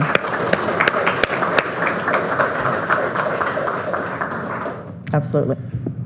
Thank you, Warden, and thank you to Council for their faith in me. And as I said, I've got some big boy pants to fill and big boy shoes to fill too. It's Mr. Morrow, of course, set the tone. Mr. Hutton before him, who I worked with, have both been fantastic mentors. I've got a great group of colleagues that I call friends as well, with the senior leadership team and with all of you. So I'm excited. This is a post-pandemic, hopefully a post-pandemic world that we're going to exist in, with new challenges and new workforce challenges and just an all-new culture that I'm stepping into. And again, thank you to those before me. And I can't wait till September 1st. Although Paul keeps opening up Pandora's box a little bit more every day, and it's quite a deep box. But I'm excited at the challenges and look forward to it. And thanks again for your trust. Thank you. Councillor Emo? Yes, thank you. And I think, I would like to offer my congratulations, but also it was a very interesting process to interview all 4 candidates, and Craig, to his credit, Sean, with his willingness to share information about where he thought the county would be, and that's the kind of thing you need, is someone who shows some vision and some aptitude for developing the vision and broadening it. So we were very impressed with that, at least I was, and I'm assured the other members were. And we asked a number of off-key questions to try and put him off a little bit, and pushed him on his answers, and double-teamed, and he handled it very gracefully, as well as offering information and plans that I think are going to be quite beneficial to our community. And so congratulations, Craig. And if you could just repeat, who are your 3 mentors outside of this place?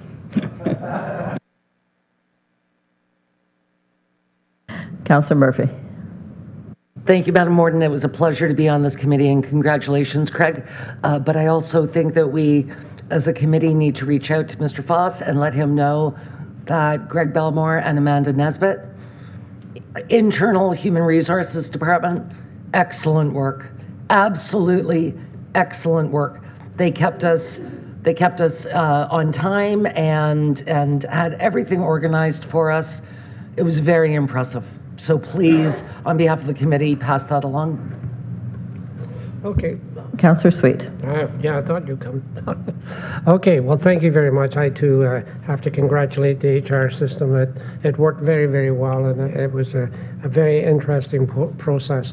Something that came across, quite frankly, with Craig was enthusiasm for the job, which reminded me of a chap that didn't amount to a hill of beans, and that was a guy by the name of Warren Buffett, who says, if you don't have enthusiasm for the job, there's no job for you. And here we have a gentleman, I think you recognize it even this afternoon, who's got a great deal of enthusiasm. And I think the county is going to benefit going forward to replace Paul, who, as you say, has got big shoes to fill. But I'm confident in the decision that council has made and the recruitment committee endorsed 100%. Congratulations to Craig.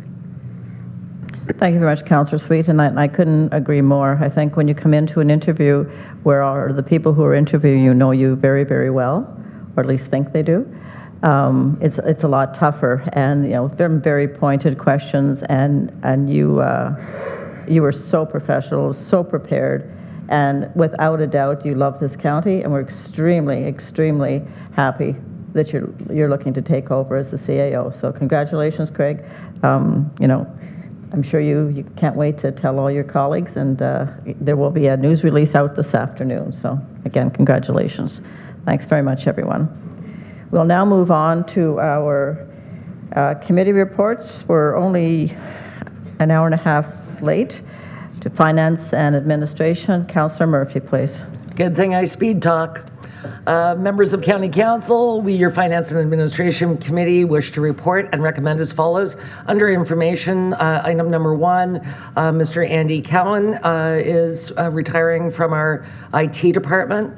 Number 2, Debbie Nash is retiring from our Finance Division. I think this is Jeff, but that's just me. Under number 3 is our Eastern Ontario Wardens Caucus Treasurers meeting. There's some information for you there. Number 4 is our POA backlog, which we see every month. Number 5 is the Health Unit Funding newspaper article. We are concerned, obviously, at the Board of Health. Number 6 is the WSIB actuarial report that Karen Black spoke about with our financials this morning. Number 7, and this may get a bit of discussion, the inaugural meeting of County Council. There is a legal opinion from Mr. Tony Fleming warning us that between November 14th and December 16th, not having County Council could be risky. I know that Rose has been reaching out to our local tiers to see when our inaugurations can be. Number 2022 is a resolution, number FACC 22-06-60, moved by chair, seconded by committee, that County Council approve the revised 2022 schedule of committee and council meetings for the month of October, and you see the change there. Number 9 is resolution number FACC 22-06-61, moved by the chair, seconded by committee. The County Council approved that section 6.1A of the procedural bylaw be suspended to the end of this term of council, allowing hybrid meetings for participation in standing committees, subcommittees of council, and ad hoc committee meetings, and further the provisions of section 6.1 continue to apply for meetings of County Council. Number 10 is delegation of authority, resolution number FACC 22-06-63, moved by chair, seconded by committee, that County Council approve that the Chief Administrative Officer be given delegated authority for the month of July to approve consultant appointments and contract awards that would normally require committee and/or council approval. This approval is contingent on appointments, contracts, awards being within the approved funding allocations, and that there are no irregularities associated with the procurement process. Number 11 is growth-related project, resolution number FACC 22-06-65, moved by chair, seconded by committee, that County Council approve that Watson & Associate Economists Limited be engaged to provide a development charges background study for the County of Renfrew at an approximate cost of $40,000. Further, that this includes the additional optional meetings to review the development charges process with County Council, local municipalities, and the development community. And further, that the development charges background study also include the additional cost of $10,000 to complete an analysis to include development charges for eligible services, for instance, ambulance, municipal housing, and long-term care services. And the background is there. Obviously, number 12, our auditor's report, which we saw this morning, resolution FACC 22-06-66, moved by the chair, seconded by committee, that County Council approve the 2021 financial report for the Corporation of the County of Renfrew for the year ended December 31st, 2021. Under bylaws, resolution number FACC 22-06-62, moved by chair, seconded by committee, that County Council pass a bylaw to delegate to the Chief Administrative Officer, in the event of a lame duck period, the powers to appoint or remove from office any officer of the municipality, to hire or dismiss any employee of the municipality, to dispose of any real or personal property of the municipality which has a value exceeding $50,000 at the time of disposal, and to make any expenditure or incur any other liability which exceeds $50,000 for the period from August 19th, 2022 to November 15th, 2022, or until a new council is sworn in. And the background for that is there. Resolution number FACC 22-06-67, moved by the chair, seconded by committee, that County Council approve the amended employment bylaw number 1, effective the first pay period after August 1st, 2022, to implement the changes adopted at the May 25th, 2022 session of County Council regarding the Gallagher Benefit Services Group non-union compensation review as per resolution number FACC 22-05-48, and for your review, that resolution is also attached. All of which is respectfully submitted by myself as chair and committee members Brose, Doncaster, Donahue, Hunt, Peckett, Warden Robinson, and Sweet. Thank you, Madam Warden. Thank you very much, Chair Murphy. So we'll start at the beginning of your report. Under information item number 1, the retirement of Andy Cowan. Number 2, Debbie Nash's retirement. Number 3, the EOWC Treasurers Meeting. Number 4, the Provincial Offences Administration Backlog. 5, the Health Unit Funding newspaper article. 6, the County of Renfrew Actuarial Report. Number 7, the inaugural meeting of County Council. I believe Rose is still working on trying to find the, we have most of them? Okay.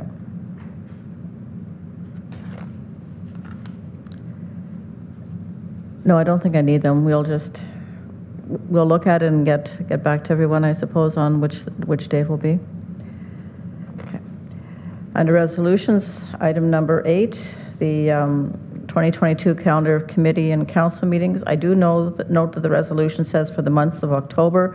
I'm wondering if we could get a friendly amendment and add September onto there, because the September is listed, those meetings are listed so that, and there's a change so that people who wish to attend the OEMC will be able to do so in September. So can I have an amendment to that?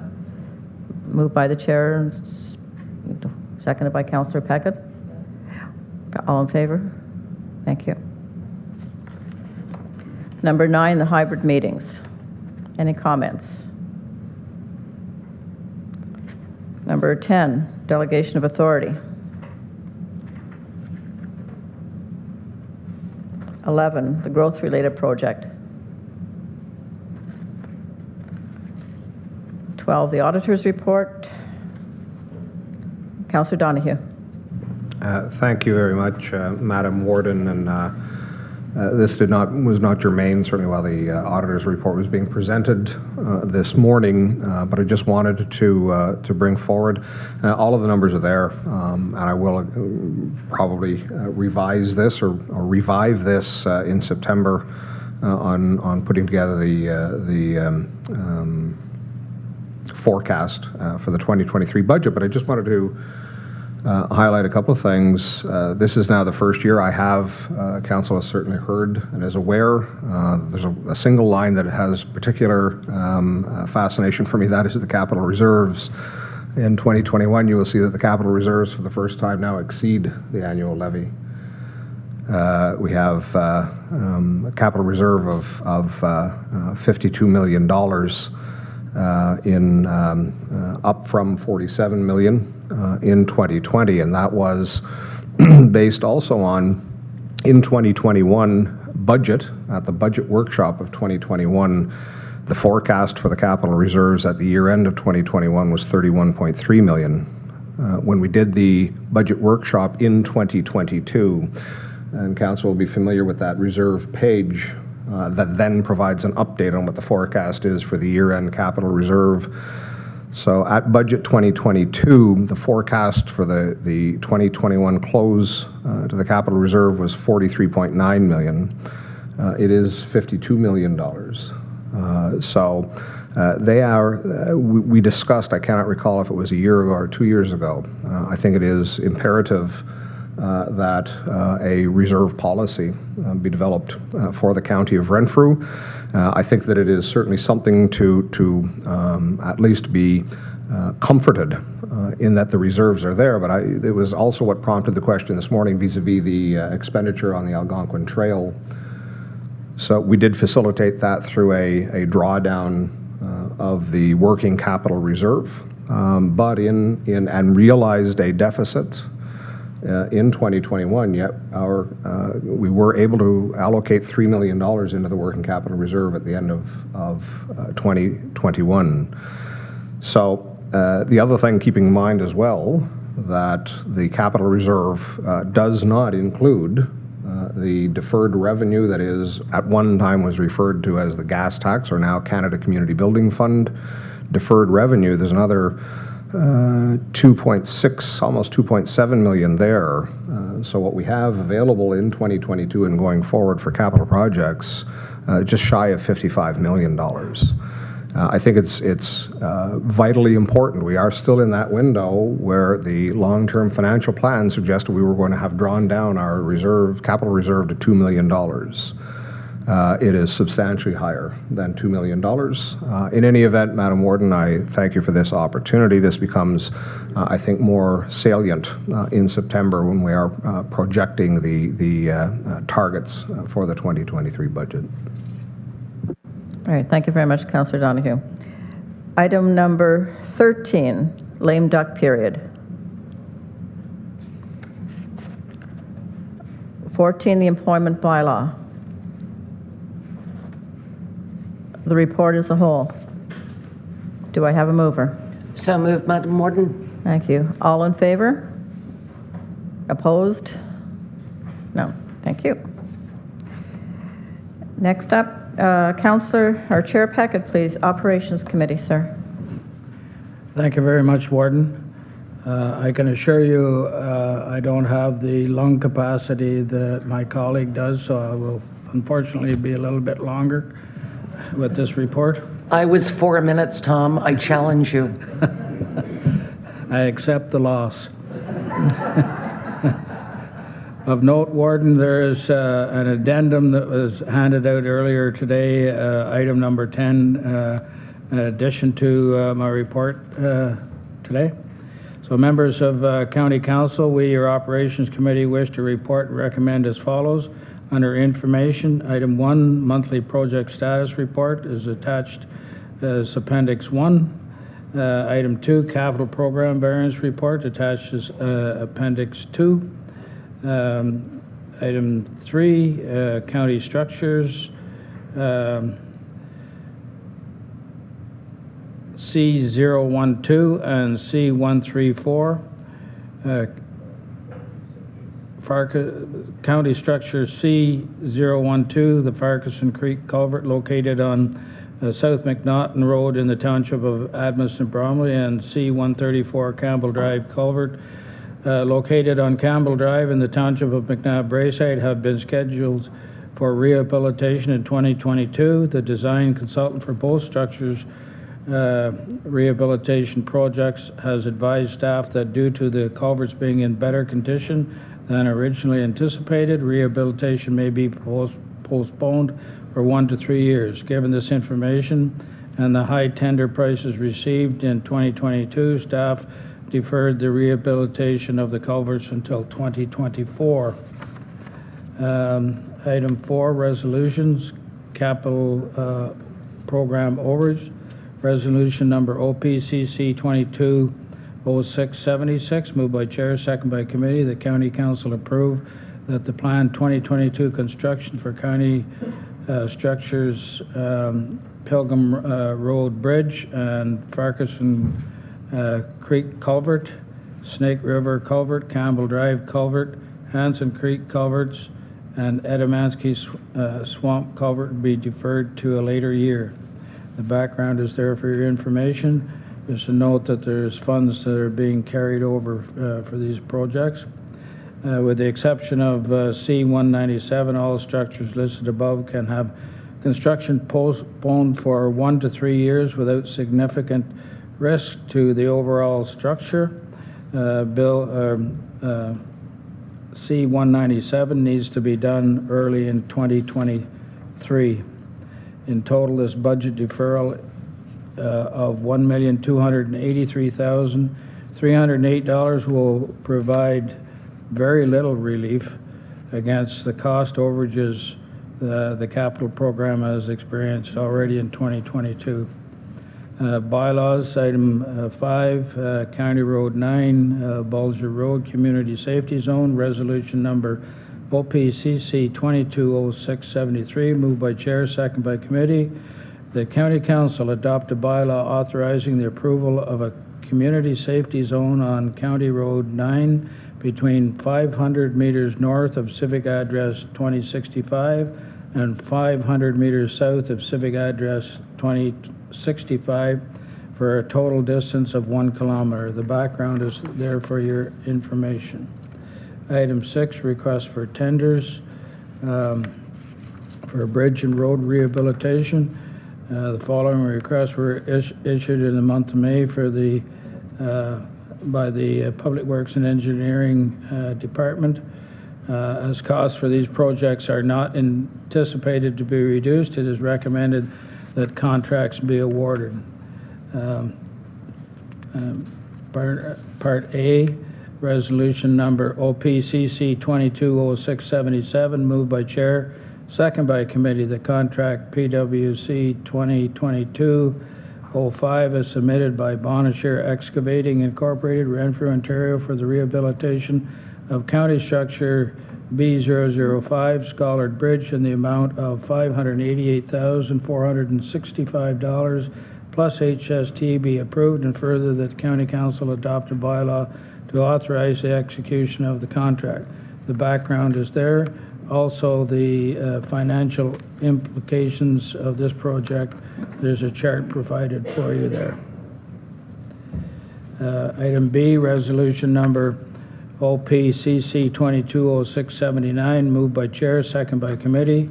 The contract PWC 2022-21 is submitted by H&H Construction Incorporated, Petawawa, Ontario, for the rehabilitation of County Road 21, Beachbrook Road, from civic address 1046 to the urban cross section in the amount of $1,216,714.25 plus HST be approved, and further the county council adopt a bylaw to authorize execution of the contract.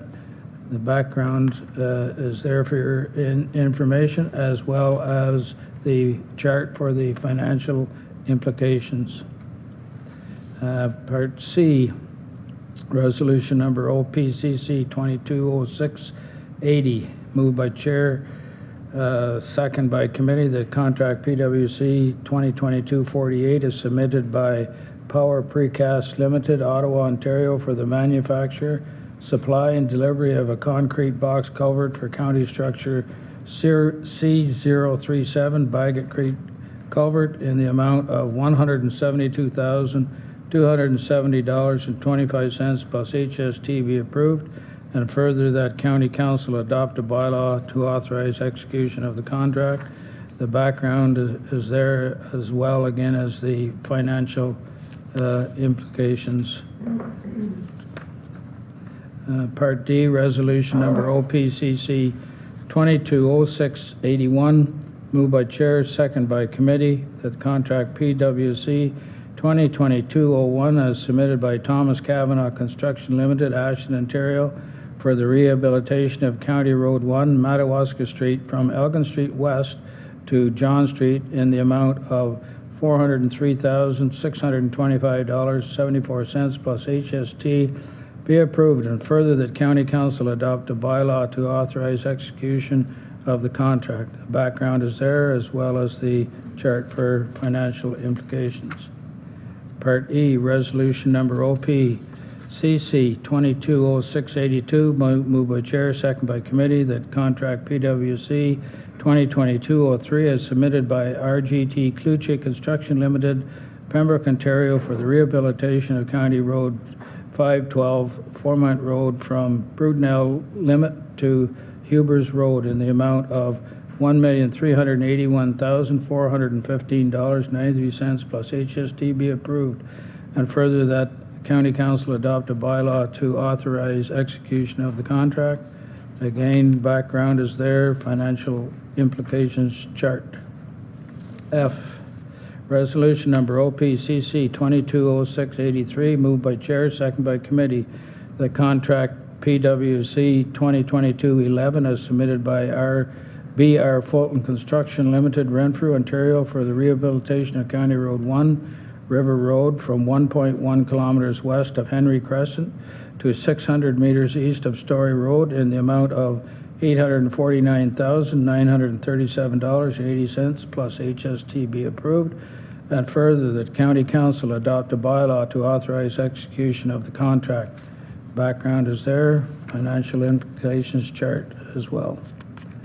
Item G, resolution number OPCC 220684, moved by chair, second by committee, that contract PWC 2022-24 is submitted by H&H Construction Incorporated, Petewa, Ontario, for the rehabilitation of County Road 24, Whitewater Road, from Highway 17 to Greenwood Road in the amount of $857,625.64 plus HST be approved, and further that County Council adopt a bylaw to authorize execution of the contract.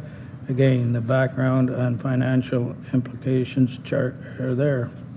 H, resolution number OPCC 220685, moved by chair, second by committee, that contract PWC 2022-29 is submitted by Greenwood Paving Pembroke Limited, Pembroke, Ontario, for the rehabilitation of County Road 29, Drive-In Road, from Pembroke city limits to Clearview Crescent in the amount of $752,674.70 plus HST be approved, and further the County Council adopt a bylaw to authorize execution of the contract. Again, background and financial implications are there. Item 7, resolution number OPCC 220686, moved by chair, second by committee, that contract PWO 2022-16 as submitted by Greenwood Paving Pembroke Limited in Pembroke, Ontario, for hot mix asphalt Cobden Patrol Yard in the amount of $169,631.75 plus HST be approved, and further that County Council adopt a bylaw to authorize execution of the contract. Again, background and financial implications.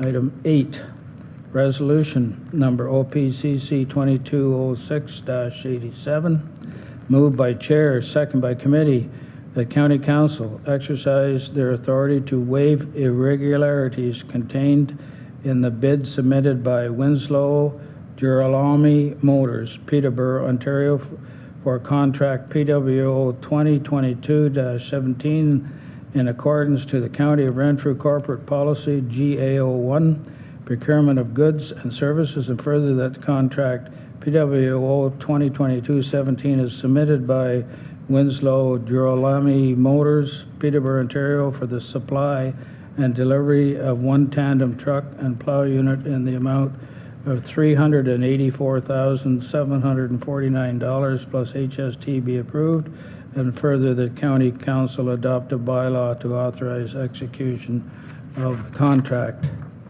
Background is there, financial implications. There is also an overage on the truck as well. My understanding, though, Warden, is that we actually are obtaining this truck because it was a cancellation by someone else. We had to move very quickly to get a much-needed piece of equipment. Item 9, resolution number OPCC 220688. Moved by Chair, second by Committee, the contract PWO 2022-18 as submitted by J.R. Breeson Equipment Limited, Vars, Ontario, for the supply and delivery of one backhoe loader and attachments in the amount of $183,694 plus HST be approved, and further that County Council adopt a bylaw to authorize execution of the contract. Background and financial implications are there. The total for this contract, $183,694 plus HST. I'm sorry, there's item number 10, bylaw, resolution number OPCC 220691, moved by Chair, second by Committee.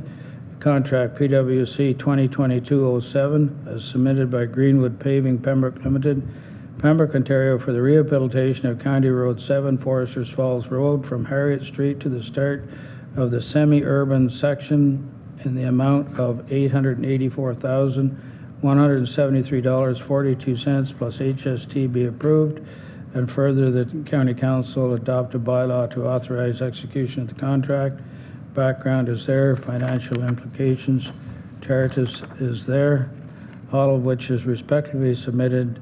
Tom Peckett is Chair, members Bennett, Hunt, Keller, Lynch, Robinson, and TJ. Thank you, Warden. Thank you very much, Chair Peckett. I was not able to attend your meeting, but I'm sure that the rest of the members had some sticker shock after they started going through this process. So we'll start back in item number 1, monthly project status report. Number 2, the capital program variance report. 3, county structures. Under 4, resolutions, capital program overages. Under bylaws, number 5, Bulger Road, the community safety zone. 6, bridge and road rehabilitations, Schollard Bridge, Beachburg Road, Bagot Creek Culvert, Madawaska Street,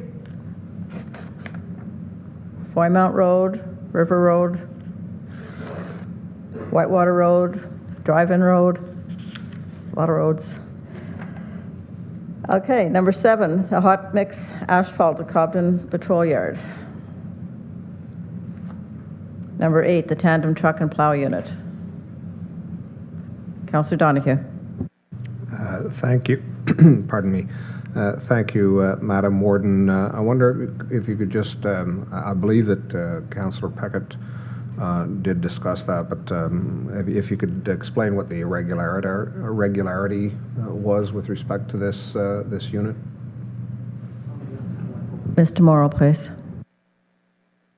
Thank you, and not to take, I know Rick is prepared to answer this, but if I may, I'm going to start with the irregularities and just overview those with council.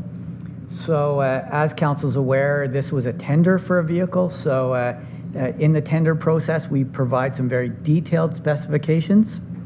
So I will start by saying the mirror size. So the mirror size was, in the spec, was 7 inches by 16 inches.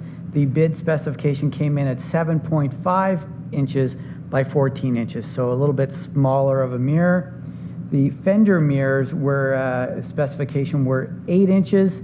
The specification came in at 7.5 inches, so half an inch smaller. The fender mirror mounting 3 support brackets. This bid came in with 2 support brackets as opposed to 3. Body dump capacity was specified at 11 cubic yards. This came in a little bit bigger at 12.5. The tires, we had asked specifically for Goodyear tires. They came in with Michelin tires. Seat suspension was a little bit different, and the warranty, on-site towing, and roadside patrol. On-site services calls and towing for the warranty period 5 years. Road patrol service 1 year. Response time within 24 years. This came back with an unlimited towing 5-year warranty, 24/7 service at nearest dealer, so a little bit different. So those are the gist of the irregularities. If I may, Warden, can I share my screen? Just thank you, ma'am.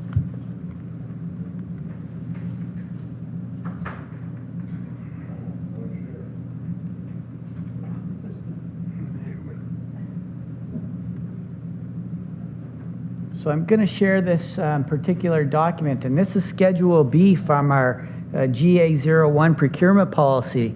So it outlines to me how we are going to deal with irregularities when we have a tender process that come back. And to be frank with council, if I would have had my druthers, and I thought I had this particular conversation with Mr. Perkins, I don't think that the resolution should have come forward with the provision right up front in it that is asking council to deal with the irregularities. To be honest, I thought I had dealt with them. But once it was in the operations report, the resolution doesn't change. And I'm now going to explain why to you. So if you continue on down the chart, item number 10 clearly says to me as the CAO, the Chief Administrative Officer and the Director shall have authority to waive irregularities which are considered to be trivial or insignificant. That's how I deem these irregularities. But unfortunately, when it came back, the folks at the staff that pulled together the report used the last row of the particular table, and it says, despite any provision herein contained, County of Renfrew Council may waive any irregularity. So it gives both bodies the ability to waive the irregularity. I had thought I had done it. I know I signed some documents earlier on when we were looking at this bid, but it continued to end up in the County Council report. So, Madam Warden, that is my explanation as to why it is in the report, and that is the nature of the irregularities. Thank you, Warden. And I will stop sharing my screen. Thank you, Mr. Morrow. Councillor Donahue, please. Madam Warden, I must congratulate Mr. Morrow, and this is certainly, I think, an advisory for Mr. Kelly, how exceptionally well prepared Mr. Morrow was to answer that question, that he was popping up all of that information on the screen almost before I finished my question. I think that this is setting the table, Mr. Kelly. It is a high bar to meet, but just the same, an exceptional answer. Thank you, Mr. Morrow. Thank you, sir.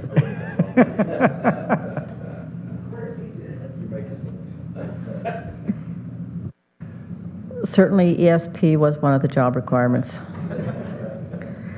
All right, is there any other further questions on item number 8? Seeing none, item number 9, the backhoe loader and attachments. And number 10, the addendum rehabilitation of County Road 7.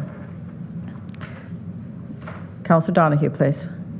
Thank you, Madam Warden. I just, in all of the road segments that are in front of us today for approval, we are seeing the same thing consistently across all of them. They're overages. I think there was one perhaps, and I'm not sure if that was a culvert or a bridge, I think that actually came in under budget, which makes me question whether perhaps the tenders didn't have a calculator at the time. The The only thing, and I am in support of each one of those recommendations.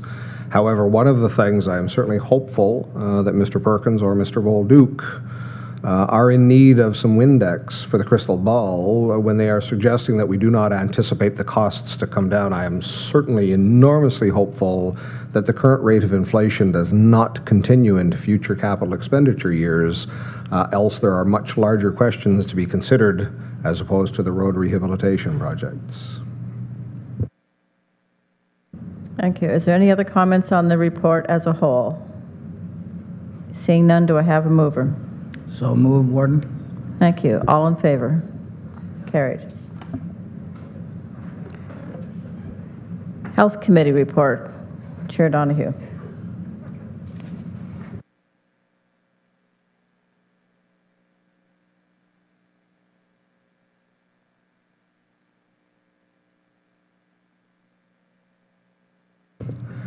Thank you, Madam Warden, and once again, let me apologize for my earlier premature congratulation. It does afflict us all at one time or another, so I am terribly sorry for having done so. It's something that I am working on.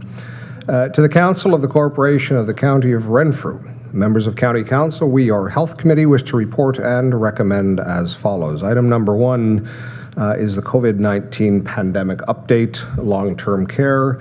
Very pleased that Mr. Blackmore is here.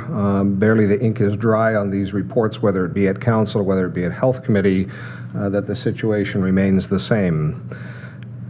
Moving directly into resolutions. Item number 2, the Bonisher Manor Roofing. Resolution number H-CC-22-06-63. Moved by myself, seconded by committee, that County Council award the request for tender BM-2022-02 flat roof replacement project as per the County of Renfrew's GA-01 Procurement of Goods and Services Policy, Section 19.7, for a section of roofing at Bonisher Manor to Perth Roofing from Perth, Ontario, for roof C, no taper, at the quoted price of $276,159.26, inclusive of HST, with $222,000 approved in the Bonisher Manor 2022 capital budget. And further, that the shortfall amount in the amount of $54,159.26 be utilized from the Bonisher Manor unallocated reserves to finance the project above the original budget allocation. The background is attached for Council's consideration. Item 3 is the Bonisher Manor Courtyard Improvements, Resolution number H-CC-22-06-64. Once again, moved by myself, seconded by committee. That the Health Committee recommend that County Council award the request for proposal to County Caretakers, Renfrew, Ontario, as per the County of Renfrew GA-01 Procurement of Goods and Services Policy, Section 19.7, for the Pinnacle South Courtyard completed, inclusive of turf replacement and concrete work, and HM1-North, HM1-South, and Pinnacle North Courtyards turf replacement only, for a total price of $360,114, inclusive of HST, which was approved through the Bonisher Manor 2022 capital budget. And once again, Madam Warden, the background is attached. Item 4, long-term care homes, policies and procedures, vaccination policy.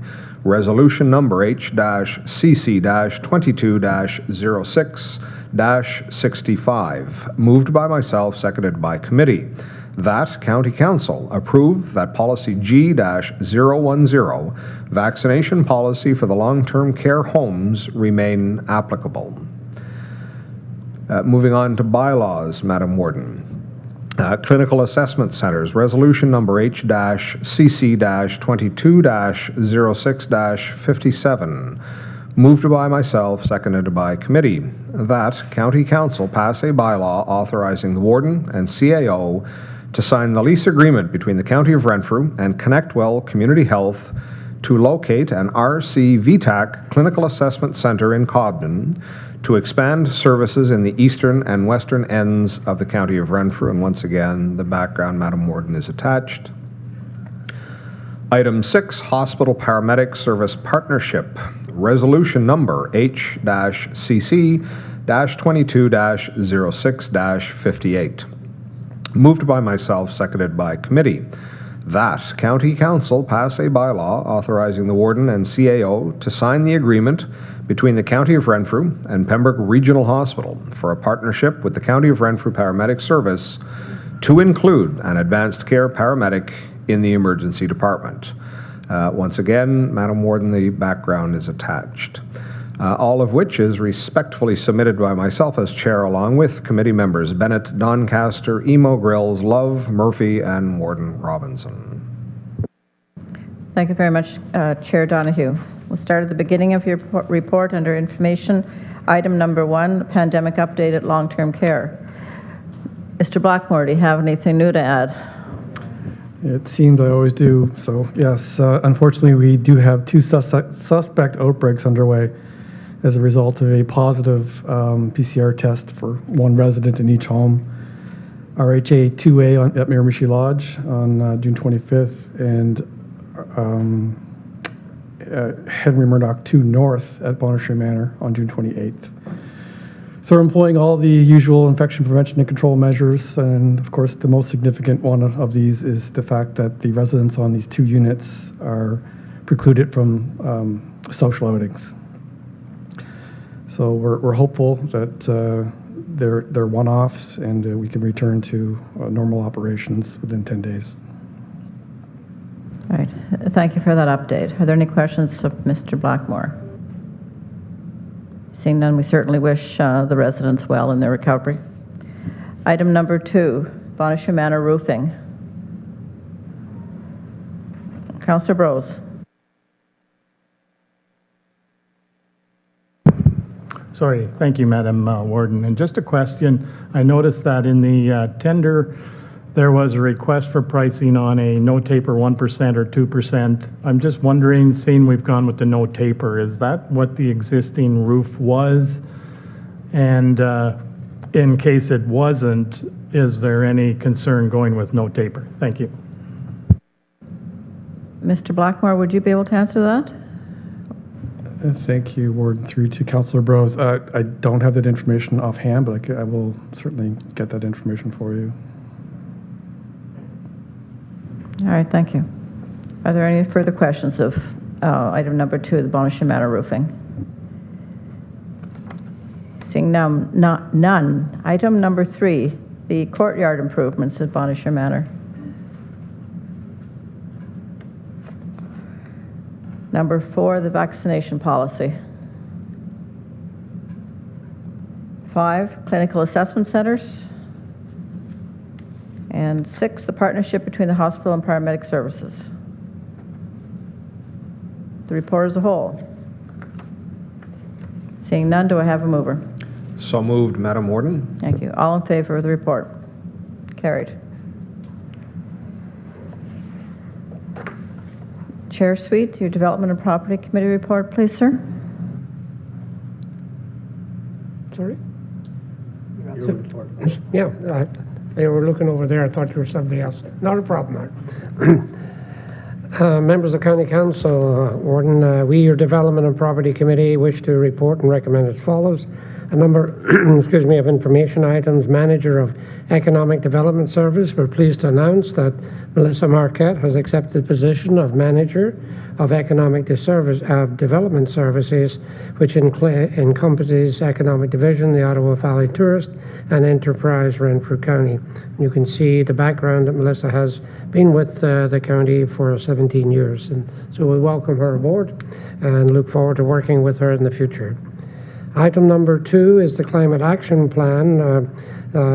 Staff have tried twice with requests for proposals to get some proposal in front of them to evaluate, and nothing has been happened with that. So they will continue to go out and seek an opportunity for this climate plan, and a report will be brought back to Council for future consideration. Item number 3 is the county's intervention to the Canadian Nuclear Safety Commission. Councillor Peter Amon. Peter was representing you, Warden, and submitted a verbal intervention to the public hearings in support of the Canadian Nuclear Laboratories near-surface disposal facility. You can see his remarks. They're contained on page 149 to 154. International item number 4, the International Travel Trade Familiarization Tour. This has been something that's been going on since 2019, and this year you can see there was welcoming tour operators from around the world: France, Mexico, Japan, United Kingdom, Netherlands, South Korea, and Canada, who toured in Renfrew County. And a little further down on the report, you will see where they traveled to. The Canoe Centre in Madawaska, Canoe Centre, 2 nights at Spectacle Lake Lodge, tour of Barry's Bay, Bonnechere Caves, and if nothing told them something special about Renfrew County, it was beaver tails.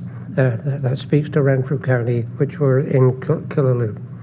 Item number 5, I don't know, Craig, if there's going to be a bit of a show on the screens. You're going to do that? Are you going to come back to that? Okay, fair enough. There's a giant screen marketing initiative from the GTA, and on page 155 you'll see the initiative and what was being on the large screens just off the various highways down on in the Toronto area, highways 401, 403, and 407. And there will be an analysis to see what the increase, if any, of that particular initiative was going to be. I thought when I asked about the price of that, I thought it was extremely valuable in terms of possible exposure to Renfrew County. Starter company has 14 applicants, and you can see there it's been ongoing, and many of the businesses could be awarded $4,000. Unfortunately, item number 7 is a report about an insect, cedar leaf miner insect update. It's within the county of Renfrew. And you can see the cedar leaf miner fact sheet is online. Defoliation is particularly visible along 41 Highway from Pembroke to Dacre and towards Renfrew. Item number 8 is the windstorm destruction, and there have been analyzing that, and there will be possible sales with regards to the wood that has been decimated as a result of the storm. World Forestry Congress. You heard Steve Boland talk about a gem that we had in Renfrew County, and that's Lacey Rose. Lacey, it's fair to say, has an absolute passion for the industry. In fact, Lacey started an initiative with Women in Wood, it's called, when she started. There was some 45 women in the industry, and today, thanks to Lacey's initiatives, there's over 3,000 ladies in this industry. So Lacey also had the opportunity to present at the World Forestry Congress in Seoul, South Korea, and the future is now investing in young forestry professionals and career development. She has an absolute passion and a jewel, and someone that has just been absolutely tremendous to work with, and we should be very proud of the work that she does here in the county of Renfrew. Item 10, DP Trails 2022-1, the Quarry Limestone Crusher Dust Supply and Delivery to the KMP Trail. Tenders were received and for the trail rehabilitation on the KMP Trail from Murphy Road to Pucker Street. You see the numbers there. The project area, which encompasses sections, is part of the county's successful Rural RED program, the Rural Economic Development, and the Ontario Trillium Foundation grants. Our committee approved the award of the contract to Goldie Moore Limited, Ottawa, Ontario, under Section 19, purchases exceeding $50,000, RFT, subclass 19.7 of the County of Renfrew, policy GA01. The KMP Recreation Management Advisory Committee reviewed the results on May the 20th and support this process. Under item number 11, Small Government Enterprise License, that's the ESRI, Strategic Plan Goal number Number 4, the staff is currently working with the lower tier municipalities on this digital strategy on the GIS mapping, and it's an ongoing initiative. Item number 12 can be found on page 156. It's the planning activity report, and you can see there's a full description of how busy the planning department is within the county of Renfrew. And of interest should be when you look at the actual report, which is on 156. There's a lot of activity right across the county of Renfrew and all municipalities. It's very, very popular right now in terms of growth, so things are looking bright in that regard. Item number 13, Bill 109, Moving More Homes for Everyone Act Working Group. We had a long discussion on this particular situation with Bruce on Bill 109. The staff is working with the lower tiers to come up with an OP amendment situation for us here in the county. Item number 14, emergency structure repairs to 63 Russell Street in Arnprior, resolution number DPCC 2206-67, moved by the chair, seconded by committee, that County Council approves the emergency structural repairs as specified by NMR Engineering at 63 Russell Street, Arnprior, Ontario, in the amount of $210,300, and further the cost to complete these emergency structural repairs be funded from the Renfrew County Housing Corporation Reserve Fund. You see the background there. It has to do with the balconies, I guess, on some of these facilities. All of which is respectfully submitted by myself as chair, committee members Zeman, Keller, Lynch, Rieger, Reinwald, Robinson, and TJ. Thank you very much, Chair Sweet. We'll start at the beginning of your report under information. Item number 1, the Manager of Economic Development Services. I certainly congratulate Melissa. Item number 2, Climate Action Plan.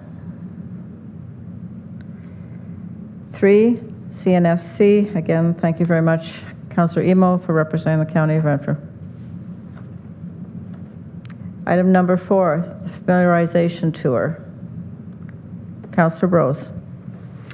Thank you, Madam Warden. I just wanted to say what an excellent opportunity this is to showcase Renfrew County. And I'm just wondering, is this something that is in the plans to happen maybe on an annual, semi-annual? Is there any sort of a timeline to have this group again? Because I know there's other certain amazing points of interest in Renfrew County that could be shared. Director Kelly. Thank you, Warden, and through you to Councillor Brose. So a bit of a really brief background. Our staff often go down to Rendezvous Canada, where they pitch journalists on a regular basis. And this particular group, I think it was RVs, and wanted them to come through the area in an appropriate time. We got lucky, if I can say that word, in the time of devastation, because they had to stay in our area. Peterborough was closed to business on May 21st because of the blowdown and everything else. So they actually spent more time in the Ottawa Valley than they normally would have. But to answer more directly, this happens quite a bit, and our staff are always engaging journalists en masse to tour our area. And it's a joint conversation of which areas they want to go to. We pitch the whole county, but then they pick and choose from where they want to go based on their destinations or their interim destinations on the way through. Thank you very much for that information. Anyone else? Questions number 4. Now number 5, Mr. Kelly, you're planning to share your screen? Thank you, Warden. I'll ask Tina and Sean to fire the graphics up. So these are 2 graphics. So this is the first one. These are the size of the billboards. I can't remember the exact measurements, but these are the massive billboards that folks traveling those highways are now seeing. Again, the costs were briefly mentioned. I think it was only a few $1,000s that we invested in between economic development and tourism as a partnership. So again, this one and throw to the other one. So a bit of a double message, one about tourism and enjoying the area, as well as a lifestyle message about folks to come here. I've been asked, well, where's the call to action with a website? Well, you know, you see a website in the snap of a finger, so that wasn't included. But what we do measure is the amount of times that the words Ottawa Valley or Renfrew County or otherwise are punched in to Google from a geographic area, and we can definitely use Google Analytics. It's very intelligent to use this methodology to determine how effective these have been. Thank you. Thank you. They're very impressive on that screen, so I'm sure they're really impressive when we're driving down the road. Any comments? Item number 5. Item number 6, the Starter Plus and the Summer Company. 7, the Cedar Leaf Miner Insect Update. Councillor Murphy. Thank you, Madam Warden, and I want to thank whoever brought this information to us, because every cedar tree in my yard, and we have huge amounts of cedar trees, they're all brown at the end of the leaves. Dave and I thought that our cedars were dying, and when I read my report, I said, no, they're not. So thank you to whomever got this information. I Googled it and I couldn't find, like, I just thought, oh, well, they're all dying. So, yay. Hopefully they're not all dying. But there's no guarantee, just so you... I know. You know what? I did think of that, but the fact sheet, if you click on the link, it does say that they'll probably come back. So fingers crossed. Councillor Brose. Thank you, Madam Warden. And I just want to echo Councillor Murphy's comments, because I've had a number of people in our municipality ask if I knew what was going on with the cedar trees because they're all turning brown. So again, yes, thank you to staff. This is very, very helpful. And I'm going to include this segment of the report in my report to council as well. So am I. Thank you very much. I'm sure there's not a very few cedar trees that have not been impacted by this. Anything else? Item number 8, the windstorm destruction. Number 9, World Forestry Congress. 10, the K&P Recreational Trail.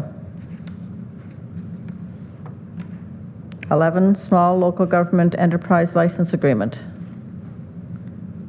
And 12, the Planning Division Activity Tracker. Bill 109, item number 13. Under resolutions, number 14, emergency structural repairs. Councillor Brose. Thank you, Madam Warden. And again, thanks to staff and I think the timely roof replacement that was the reason that this was discovered. And I think it's very, very fortunate that because of the roof replacement, the discovery was made. And so it certainly prevented any serious accidents to any of the residents in those units. So good timing. Thank you. Councillor Donahue. Thank you, Madam Chair. 2 questions. The first, very straightforward. I'm curious why this is coming through the Development and Property Committee report as opposed to the Community Services Committee report. Second one, again, is probably straightforward. In the schedule of reserves that we have seen at budget, the Housing Corporation has a reserve called Capital, and the building reserve is a general fund reserve. But so this is specifically the capital reserve contained within RCHC from which the funds are being recommended to be drawn? Well, I can answer the first question, and I'll leave, I suppose, Mr. Foss or Mr. Kelly to answer the second. So there has been a change lately, so that I think we looked at Mr. Kelly's department and realized they weren't busy enough. So they were going to take over the maintenance of the housing that we have as well. Mr. Foss, can you answer question number 2, please? Thank you, Madam Warden. So question number 2 is the capital reserve within the Renfrew County Housing Corporation. The year-end ending balance at the end of 2022 is estimated at $1.39 million or 1.4, and it would be from this reserve that the resolution would apply. Thank you. Councillor Donahue, do you have anything else to add? No, it does clarify. It's just it is not in the schedule of reserves. It has not heretofore been identified as the building reserve. It is a capital reserve, whereas building reserve is a specifically named reserve within the general reserve fund. All right, thank you. Are there any other further questions? The report as a whole. Do I have a mover? So moved. Thank you. All in favor? Carried. Councillor Emo, the Ontario Winter Games update, please, sir. Thank you very much. You caught me in the middle of reading an email that was interesting, which I'll share in a few minutes. So with that, I'd like to report to Council, yourself, Warden, and Committee on recent activity with regards to the Ontario Winter Games, February 2nd to the 5th and 9th till 12th, 2023, again, as you realize, are the games. So we had a hybrid meeting on June the 1st, and just very quickly, we've got all of our chairs filled, and we'll get you a more detailed bio of them and a complete listing in our next report to you. Very excited with our new volunteers. As I was saying at lunchtime, we've had some people from Ottawa join us with lots of experience with previous games and big events in terms of sponsorship. So it's been a very interesting metamorphosis for us. And our next meeting is Wednesday, July the 6th, and I'll take you through briefly the sponsorship committee. We are looking at a major sponsorship with a hydration company, meaning fluids, not beer, not whiskey, because we couldn't meet our licensing with the problems if we did that. Had some conversations with Canadian Armed Forces, and we've got some big box stores that we're pursuing and have some good relationships developing. We're in the process of putting together a Donate Now button for our website, and I think we're in conversation with Mr. Foss and his IT folks and his finance folks about tightening that up. The County of Renfrew will issue tax receipts on our behalf for this, and we'll be rolling that out in the next little while. So thank you very much for that. Marketing, a three-prong approach, as I noted, social media, newsletter, and other mediums. Administration, we have some merchandise that we're getting ready to get out, and our medal design is pretty much complete, so I should be able to bring you in August a sample to pass around to what our medals are going to look like, and they're going to look pretty impressive. Logistics, we had to send back all of the things that we received in December because they're being used for the Ontario Summer Games, some of the podiums and stuff like that.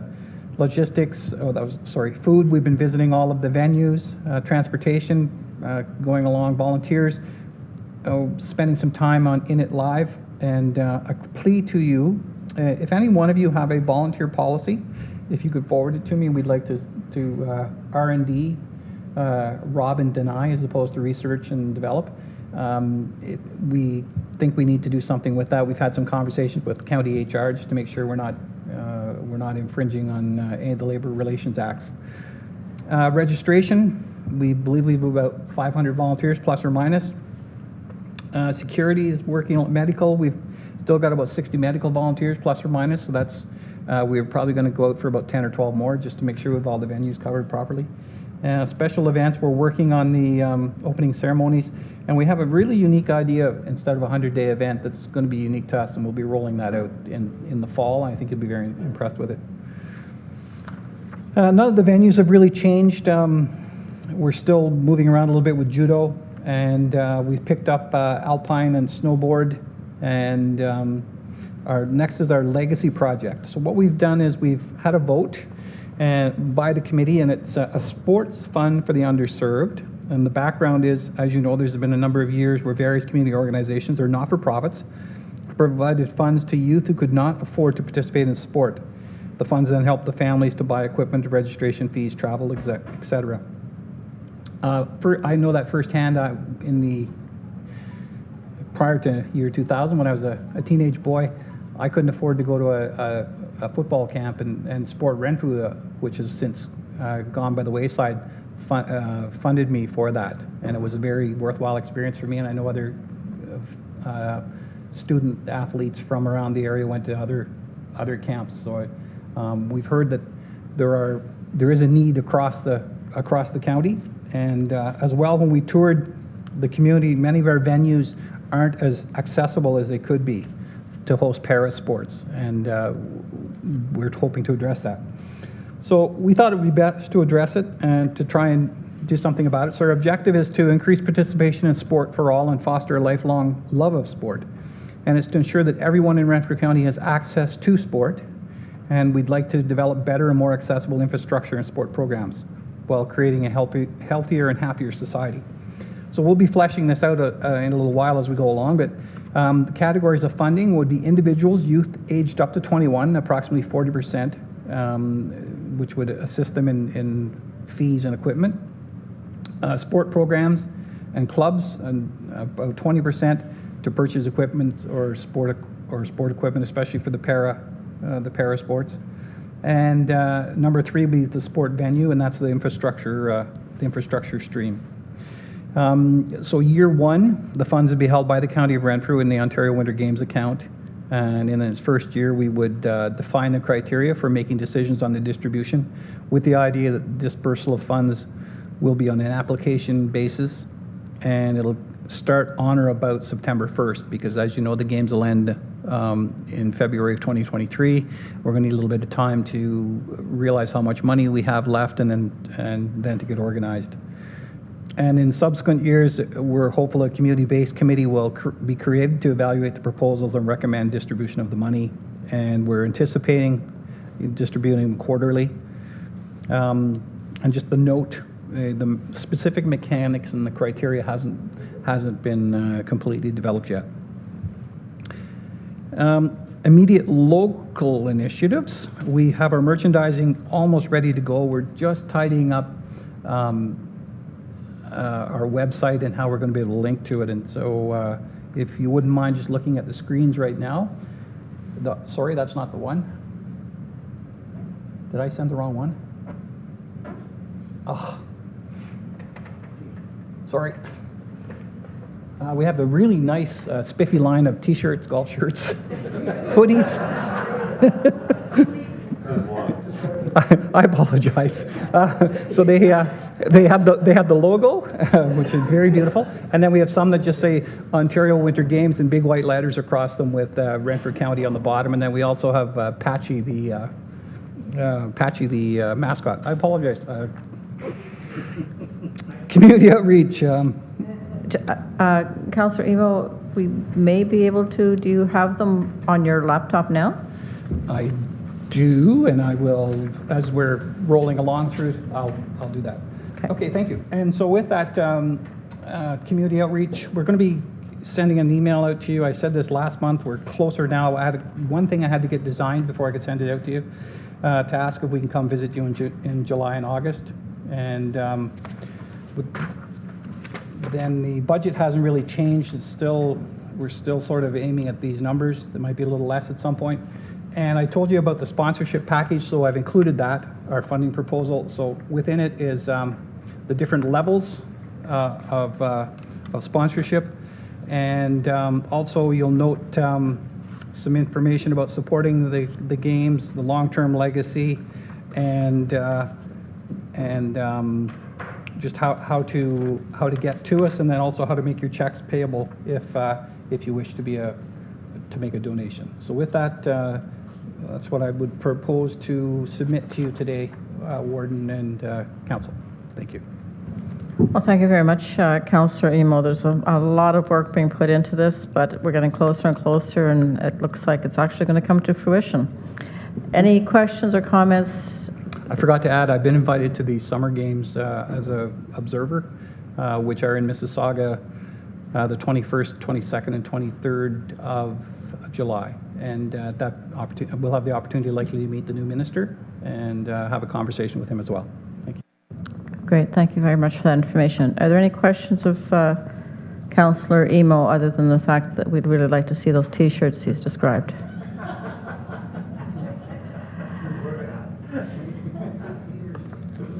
Seeing none, can I have a move? Okay, that was quick. Can we enlarge them? I don't.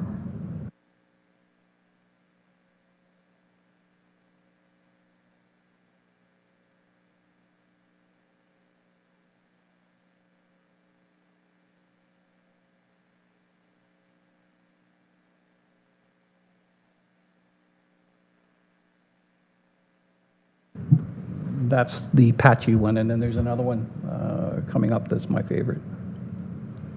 This one. I like the green hoodie. I think I'll have 7 of those.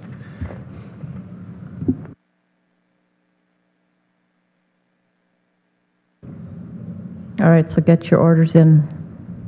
Order them all. One for every day. Okay, that looks great. So do I need a mover and a seconder to accept the report? Moved by Councillor Emo, seconded by Councillor Peckett. All in favor of the report? Carried. Thank you very much.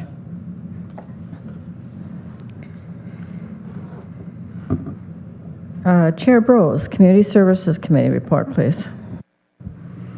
Thank you, Madam Warden, and I want to compliment my colleagues for bringing us from an hour and a half behind to almost on time. We probably would have been if the T-shirt pictures had to come up on time.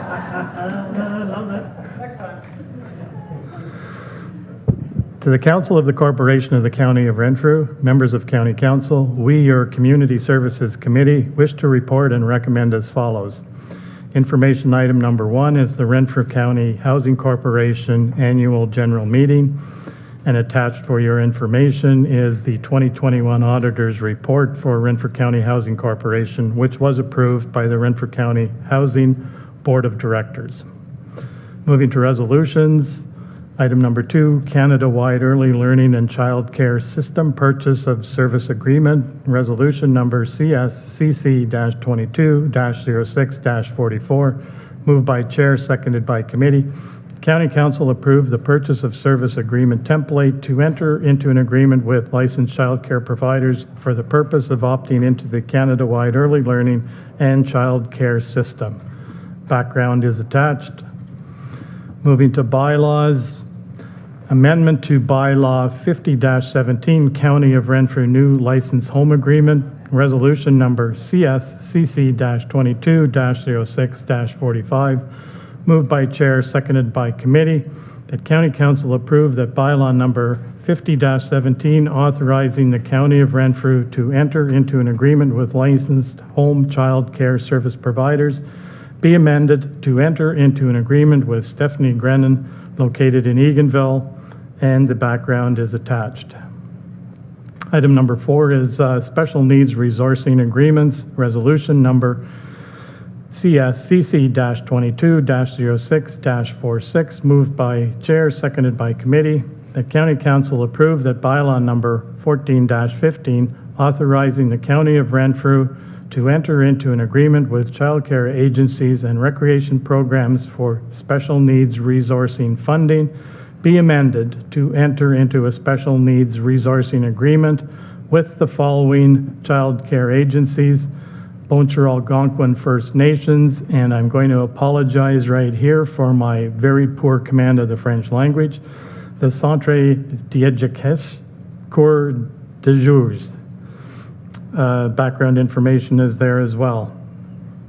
Service agreement with Centre d'Éducation Cours de Jours, Resolution number CS-CC-22-06-47, moved by Chair, seconded by Committee, that County Council approve that Bylaw number 13-15, authorizing the County of Renfrew to enter into agreement with licensed child care providers for the purpose of child care services, be amended to enter into an agreement with Centre d'Éducation Cours de Jours for the purpose of directly operating the child care centre located in La Equinox School, Pembroke, Ontario.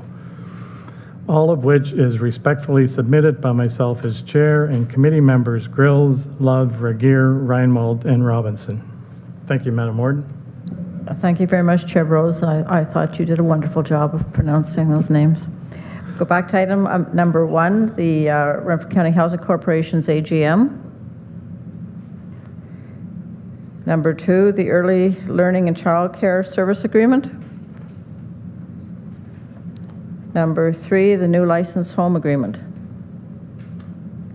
4, Special Needs Resourcing Agreements.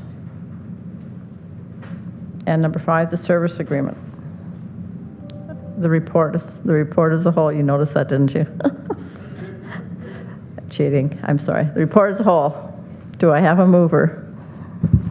So moved, Madam Warden. Thank you. All in favor? Carried.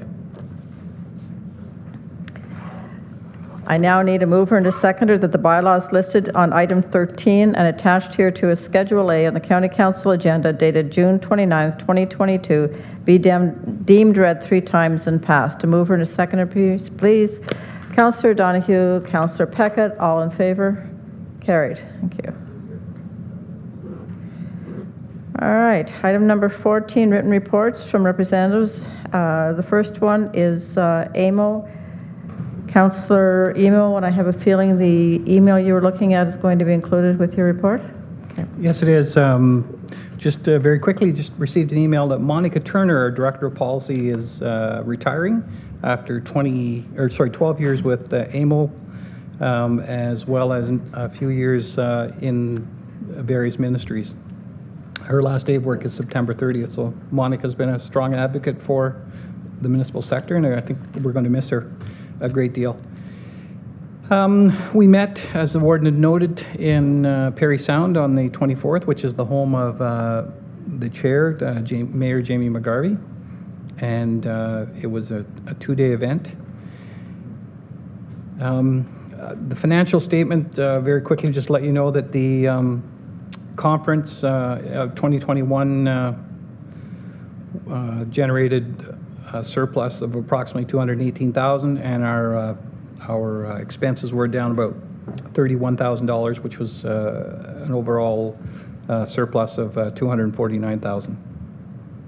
And as of December 31st, AMO has received $1.4 million from the federal government for the CERB and CWS programs.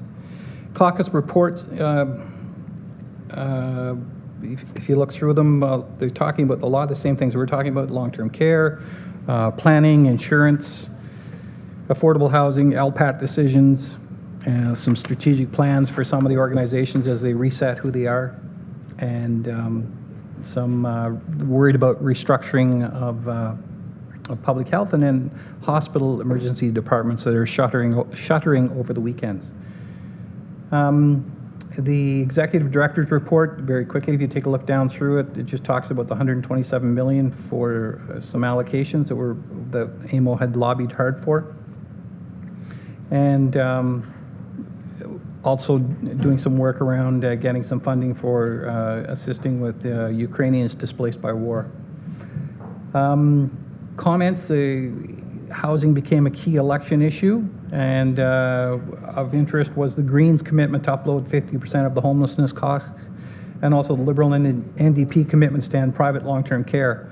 And we're very concerned about that, because if it's not private long-term care, it's going to be public long-term care, and we are the agents and service managers, and we would be worried about getting adequate funding and changing the funding model entirely. Organizational matters: AMO's reopening. The staff are in, and they're still on flexible work schedules where they're in 2 days and out 3. Some are in 3 days, some are out 2, and visitors are allowed on site. And the elections are nominations closed on Monday of this week, and there'll be a report no later than mid-July. Brief update of the strategic objectives. You see them in front of you. And what we've become aware of is that COVID has changed everything, as it has here. And you'll look at some of the things there. We're taking it as an opportunity for the organization to modernize and to renew, and we suspect everybody in our sector is at the same time. And some of the influences: it's a new AMO board from 2022 to 2024. And this is the 4th year, and it's been 4 long years for councils, given what's gone on with flooding in some instances, and then followed by the pandemic. COVID emergency has transformed government and revenues, and we still, a municipality, still have COVID frontline services that are lingering and future financial impacts. Membership report, it hasn't changed much. Audit committee, you'll see the surplus recounted, and then the net. You'll see the budget items in there as well. Again, noting the $1.4 million. Reserves, there was a wind-up reserve. We did some policy work. Wind-up reserve, training reserve, conference self-insurance reserve, and the unrestricted reserve. So the wind-up reserve is probably the most important. If something was to happen, we want to be able to cover all of our bills.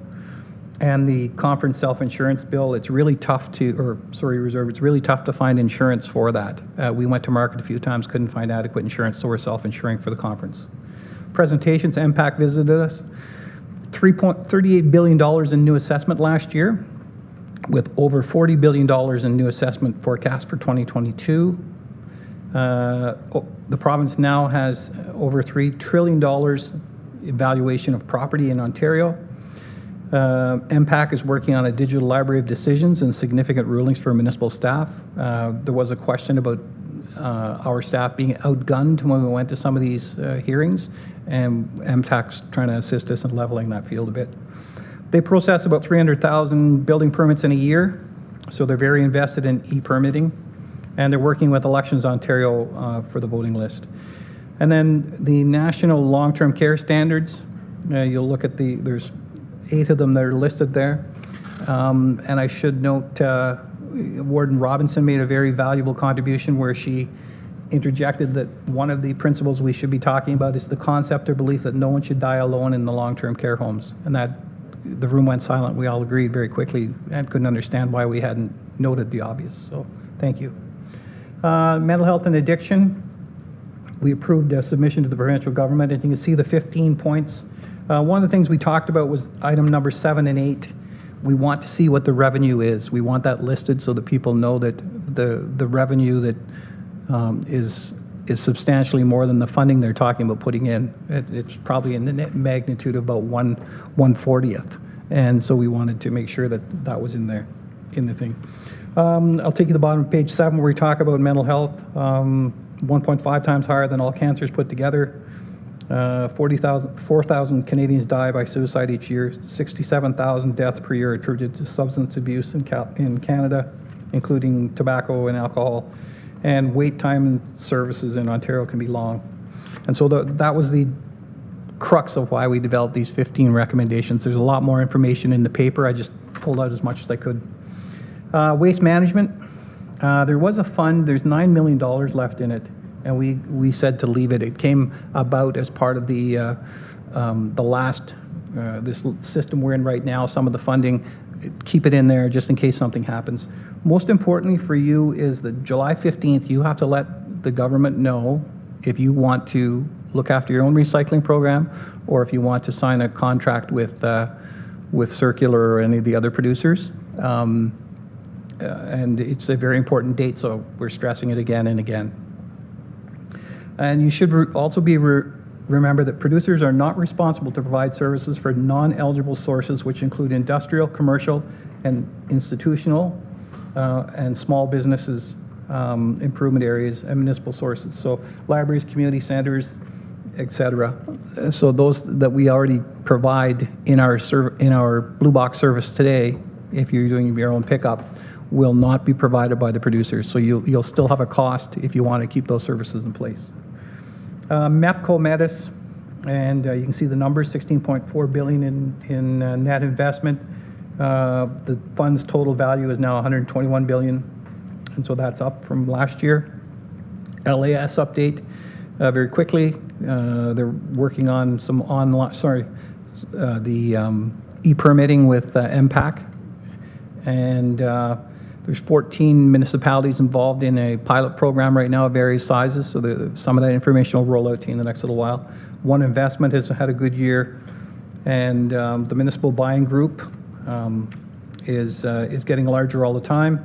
389 municipalities have participated in at least one LAS program or service. The e-permitting, one of the things that there's 5 of the things they've noted, and is that data standards, software operationalization in building departments, storage, and customer experience are the factors when they did their survey. Housing update, very quickly, and James already asked me a question. I tried to hack together an answer for him. This was in response to Bill 109. You'll see some about inclusionary zoning or exclusionary zoning, and as of right zoning. And the April 27th letter to the minister from President McGarvey is quite instructive. You might want to get a copy of that. The conference, as you know, is August 14th to 17th, and it's in person. And our staff are monitoring the efforts of FCM in June, and then also another conference that's been recently held as well to get back to us in October about AMO next year. So how can we make the hybrid experience, if we can, better and more instantaneous? And that's what I could submit to you. And I apologize for this being late. Again, I had most of it done, and then somebody sliced a line in Kojiko again. It seems to be a Monday event or a Tuesday event, and that held me up. So my apologies. All right, thank you very much for that very thorough report. Any questions of Councillor Emo? And it is excellent. I mean, there's a lot happening at a board meeting there, so you did a very, very good job. Can I have a motion to accept the report of, I'm sorry, do I just need one motion for all of them, right? Okay, thank you. All right, Eastern Ontario Regional Network, Councillor Murphy. Thank you, Madam Warden. Councillor Emo took up all of my time. I'm just kidding. We all need a little giggle this afternoon. Most of our June meeting was spent with CEO recruitment. I'm not allowed to give out the name of the new CEO at this time yet, so I will have a full report in August. Thank you. You're welcome, unless you wanted us to call a special meeting in July, just for you.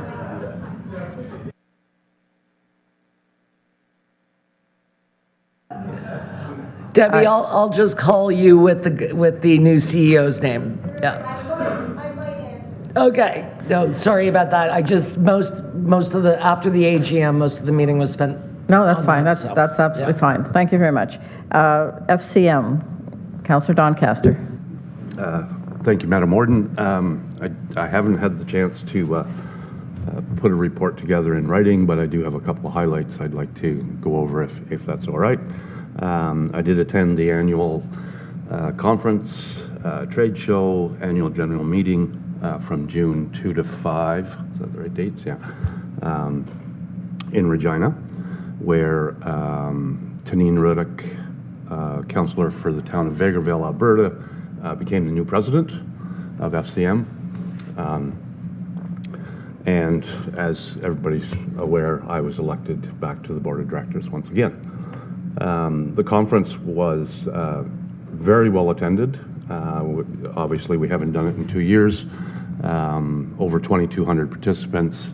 And as Councillor Emo pointed out, it was hybrid, and by all accounts worked very well. There's certainly some costs associated with that, but from all accounts, it worked very well. So I'm sure there's lots of details that will be provided to AMO for that.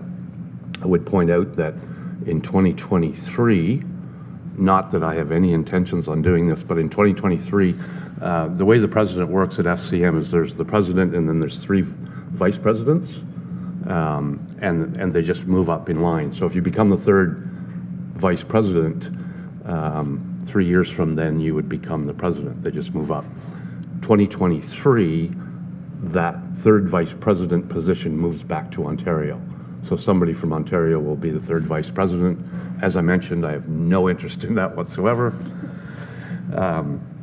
So at the conference, we did hear from Prime Minister Justin Trudeau, Minister of Intergovernmental Affairs, Infrastructure and Communities, Dominic LeBlanc. I need to get this title correct. So the Conservative Party of Canada's MP and spokesperson of Infrastructure and Communities, Andrew Scheer, spoke to us, and as well as NDP leader Jagmeet Singh. As I mentioned, Tanine has taken over as the current president. I just wanted to highlight at the AGM, the board of directors, the entire membership passed 4 resolutions, and I just want to highlight them briefly, what they were. Resolution 1 is a recommendation from FCM addressing period poverty in Canada. And just the issue there, this resolution relates to the issue of period poverty, inadequate access to menstrual hygiene products, and the corresponding need to help ensure adequate access to menstrual hygiene products. The resolve clause calls for FCM to petition the federal government to implement a national period poverty task force to develop a comprehensive long-term response to period poverty in Canada and ensure municipalities are consulted on how the strategy and funding is implemented. Resolution number 2 is the TRC calls to action, missing children and unmarked graves. And the background on this is the resolution calls on the federal government to expedite the implementation of the Truth and Reconciliation Commission calls to actions number 72 to 76, measures aimed at identifying, commemorating, and honoring the thousands of missing children and unmarked graves that lie in the wake of the legacy of the Indian residential school system in Canada. And the third resolution that was passed, which was brought forward as an emergency resolution, is the Canada Community Building Fund renewal. As most of us are probably aware, the current agreement for the Canada Community Building Fund, I'll get that word right yet, expires in 2024. So Infrastructure Canada has begun engagement on the renewal of the Canada Community Building Fund agreements. The department aims to reach agreements in principle by September 2023 to meet the April 2024 operational deadline. This resolution calls for the federal government to ensure the municipalities and meaningful engagement in the development of these agreements. The resolution further calls for the fund to be modernized by increasing the annual indexation rate from 2% to 3.5% annually, and by eliminating the current practice of applying the index of $100 million increments. And the fourth resolution was support for Ukrainian refugees. Oops. 1 second till I get there. This resolution calls on FCM to urge the Government of Canada to work with agencies such as the Ukrainian Canadian Congress and the UN Refugee Agency in Canada to expedite appropriate resettlement and streamline the immigration process for refugees fleeing the conflict in Ukraine, as well as other refugees fleeing international conflicts. So I'll leave that at that. I don't want to take up any more of Councillor Emo's time. So, and I'll try to I think I've said this before, bring a few things to each council meeting, and I'll put more effort into creating a written report also. Thank you. Well, thank you very much, Councillor Doncaster, and again, congratulations on your election to the board. Are there any questions of Councillor Doncaster? Seeing none, the Roman report, and again, Councillor Emo, please. Oh, thank you. And Councillor Doncaster, you always bring interesting and important information. You can take as much time as you need. Thank you. And in all seriousness, I recognize the challenge, just given the amount of paper that we get at a meeting or information. As the warden can attest to, the agenda for Roma, or for AMO, had 170 pages of information. Roma had a similar amount, so I can only imagine. Yeah, exactly. So to try and distill it down to something that makes sense is a struggle. Roma met June 9 and 10 in Caledon, which is the hometown of past president, or past chair, Alan Thompson, who's not running for council again. We were welcomed by Chief Stacey Laforme. And very quickly, the 2022 Roma virtual conference generated $408,000 in revenue, which was a surplus of $59,000. The surplus would have been higher, but we spent money developing the Roma paper on opportunities for rural Ontario. And we can note that there was 24% reduction in the number of paid attendees versus the last year. So we think the first year of the virtual conference was such a novelty that everybody wanted to go, and we suffered a little bit in attendance this year. And again, the financial information, we have an unrestricted reserve of about $349,000. And then the strategic objectives, all 9 of them are listed. And then the housing strategy, we approved creating a housing committee to inform Roma's advocacy on affordable and attainable housing. And very quickly, I can tell you that we approved $32,000 for that. We had 242 surveys. We sent out, I believe, 280, and we had 242 surveys returned to us from municipalities. So that's a phenomenal response rate, and we're very grateful for that. The paper will be shared to delegates at AMO in August. Opportunities paper, again, we had 4 virtual meetings, and we'll be making a bit of a report out at AMO as well. We didn't have any presentations, and the Roma Conference 2023, similar to AMO, we're watching what happened with FCM, but also with AMO. And cross-provincial issues, there were some conversations about boundary expansions between some of the more urban centers and rural neighbors with not able to reach agreement on services. There is some talk about expansion by expropriation or whatever the term is, so it's going to be very interesting to see what happens next little while. Intensification, tighter and higher, is a concern. Therefore, seemingly that's being enforced outside of urban areas to some of the adjoining areas.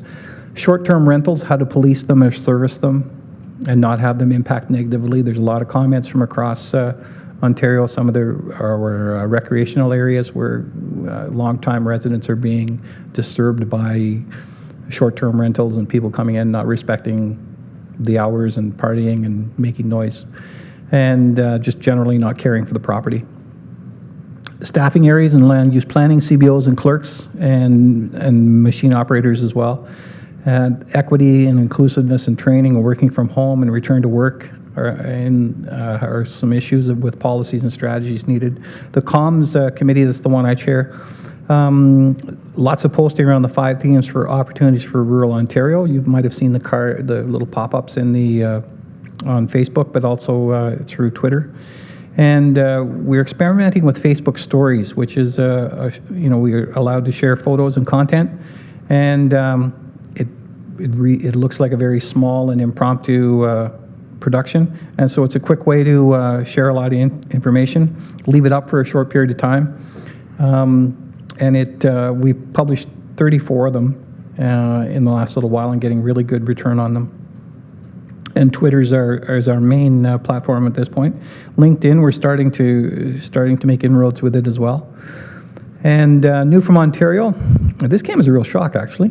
They introduced a new pilot for electric-assisted large quadricycles, and it's a 10-year pilot, and they're asking for municipalities to offer comment on it. And so I put in the OREG so you can get more information on it. And where have we been? We they were at FONAM to present the opportunities paper in June and to talk about the housing task force. At NOMA in May to talk about the housing research and then more information in the opportunities paper. So at Roma, we're going to be hosting a booth in Ottawa. I'm in charge of setting that up. We'll be unveiling the housing paper, and we'll be having an information breakfast, I believe, on Wednesday morning to release the paper. And we'll have a booth at the IPM in September, and respectfully submitted by myself and Councillor Love. Thank you. Thank you very much, Councillor Emo. Are there any questions for Councillor Emo regarding the Roma report? Seeing none, can I have a mover and a seconder to accept the reports of AMO, EORN, FCM, and Roma, please? Moved by Councillor Hunt, seconded by Councillor Emo. Any further questions? All in favor? Carried. Thank you. Are there any notice of motions, Mr. Morrow? Thank you, Warden. There are none. Members' written motions? There are none. Thank you. Okay. New business. Councillor Sweet, please. Yeah, thank you very much, Warden. I just wanted to update members of council. There's a very special guest coming into Petawawa tomorrow. I couldn't announce it prior to this because the release had not come out of Toronto. But in actual fact, we're getting a visit for the Lieutenant General, Elizabeth Dowdeswell, who's coming into Petawawa tomorrow for 2 or 3 things. One of particular interest, I would think, to the County of Renfrew is she's going to be part of a sod turning initiative to put in place a legacy project right on the Algonquin Trail, which she wants to see, by the way, and I'll explain that a little bit later. It's a washroom facility with a visitor information center and a shelter to accommodate those individuals who are working or who are utilizing the Algonquin Trail right from Smith Falls all the way to Mattawa. This is not a small thing. It is an imitation of the original train station in the town of Petawawa with railway crossings, and it'll look less like the station. It's going to be in the vicinity of $450,000 to $500,000 legacy project, so we're quite excited about that going forward. The other initiative that I wanted the Lieutenant Governor to do, but unfortunately it will not happen. I wanted her to present the Lieutenant Governor's Award for Economic Excellence that we won in 2019, but she won't do that because it's already been done. She just wasn't there at the time. But nonetheless, she will mention this in her remarks. The Warden is going to be in attendance, as is Paul Morrow for the afternoon session, and Jason Davis. She will be mingling with the crowd that are there. The other thing is we're going to put her on a horse and carriage and take her down the trail. And the other thing, as she is the Vice Regent, or the Queen's representative in the province of Ontario, and this is the 70th anniversary of Her Majesty the Queen. She'll be planting a tree in her honor in Petawawa, which is another initiative. And this, in essence, is a kickoff to 4 days of celebration of the anniversary of the town of Petawawa. It's 25 years since we tied the knot, which was a rope that we tied together, the 2 municipalities. I don't know where the time has gone, but 25 years has just flown by. Anyway, there's 4 days of action-packed entertainment. I don't know where all the bands are coming from, but there's 17, 18 bands coming in to help us celebrate fireworks, et cetera, et cetera. The interesting part is we were fortunate enough, and I want to thank the federal government for a grant that we received. This whole event is going to be free to everyone who attends, including all the bands. There'll be no entry fee whatsoever. So I'm quite excited about this whole weekend. I want the Warden to bring greetings on behalf of the county, which is going to be doing that. So it's an exciting 4 days. So if anyone is out and about and wants something to do, come on up to Petawawa. You'll have a good time. We're opening our container market as well, the new revamped container market right in Petawawa, all on the same day. And I managed to convince most of the businesses there to give 25% off in honor of our 25th anniversary. So we've got a lot of things going. And Hiska Groceries are giving out hot dogs for 25 cents. So it sounds like a good weekend for everybody. Or a good next 4 days, pardon me. Fireworks have closed, courtesy of the Garrison Petawawa in partnership with them. So, but the important thing is, very important, is the Lieutenant Governor is coming to Petawawa. Only 2 municipalities she's visiting. One is here and one is in Merrickville. So we feel very honored that she's coming. Thank you very much, Councillor Sweet. I think it's going to be a fantastic 4 days, and now I just heard shopping spree, so that's great. Are there any questions for Councillor Sweet? Seeing none, is there any other new business? Councillor Lynch, please. Thank you, Madam Warden. Great news for the Algonquin Trail users. There's a new trail in Arnprior that is signed and opened that leads from the Algonquin Trail to DeCosta Street. Thanks to the Renfrew County ATV Club, President Cameron Han, and the Ontario Power Generating staff for creating this trail, which will permit users to visit local restaurants, gas stations, and a motel. Of note, now residents living on the east side of the Madawaska River in the town of Arnprior can now have closer access to the trail. Prior to that, they had to go down 1529 towards Pakenham to get on the trail. It's well signed. It's on the OPG Snow Road, so it's a well-traveled road. Thank you, Madam Chair. Thank you very much, Councillor Lynch, for that information. Is there any other new business? Councillor Emo. Very quickly, Renfrew has its its Bluegrass Festival on the 7, 8, 9, 10, featuring the Grascals, Nothing Fancy, CR5 Bluegrass, the Barrel Boys, Northern Sons, Grass Under Fire, Wood Smokes, and Simply Blue. So something for everybody. Thank you. Sounds like another good time, the County of Renfrew. Is there any other further new business? Seeing none, I need a mover and a seconder for the confirmatory bylaw, that a bylaw to confirm the proceedings of the Council of the County of Renfrew at the meeting held on June 29th, 2022. Mover and a seconder, please. Moved by Councillor Bro, seconded by Councillor Grills. All in favor? Carried. Thank you very much. 2:51, motion to adjourn. Councillor Murphy and Councillor Rigger, all in favor? Carried. Thank you very much.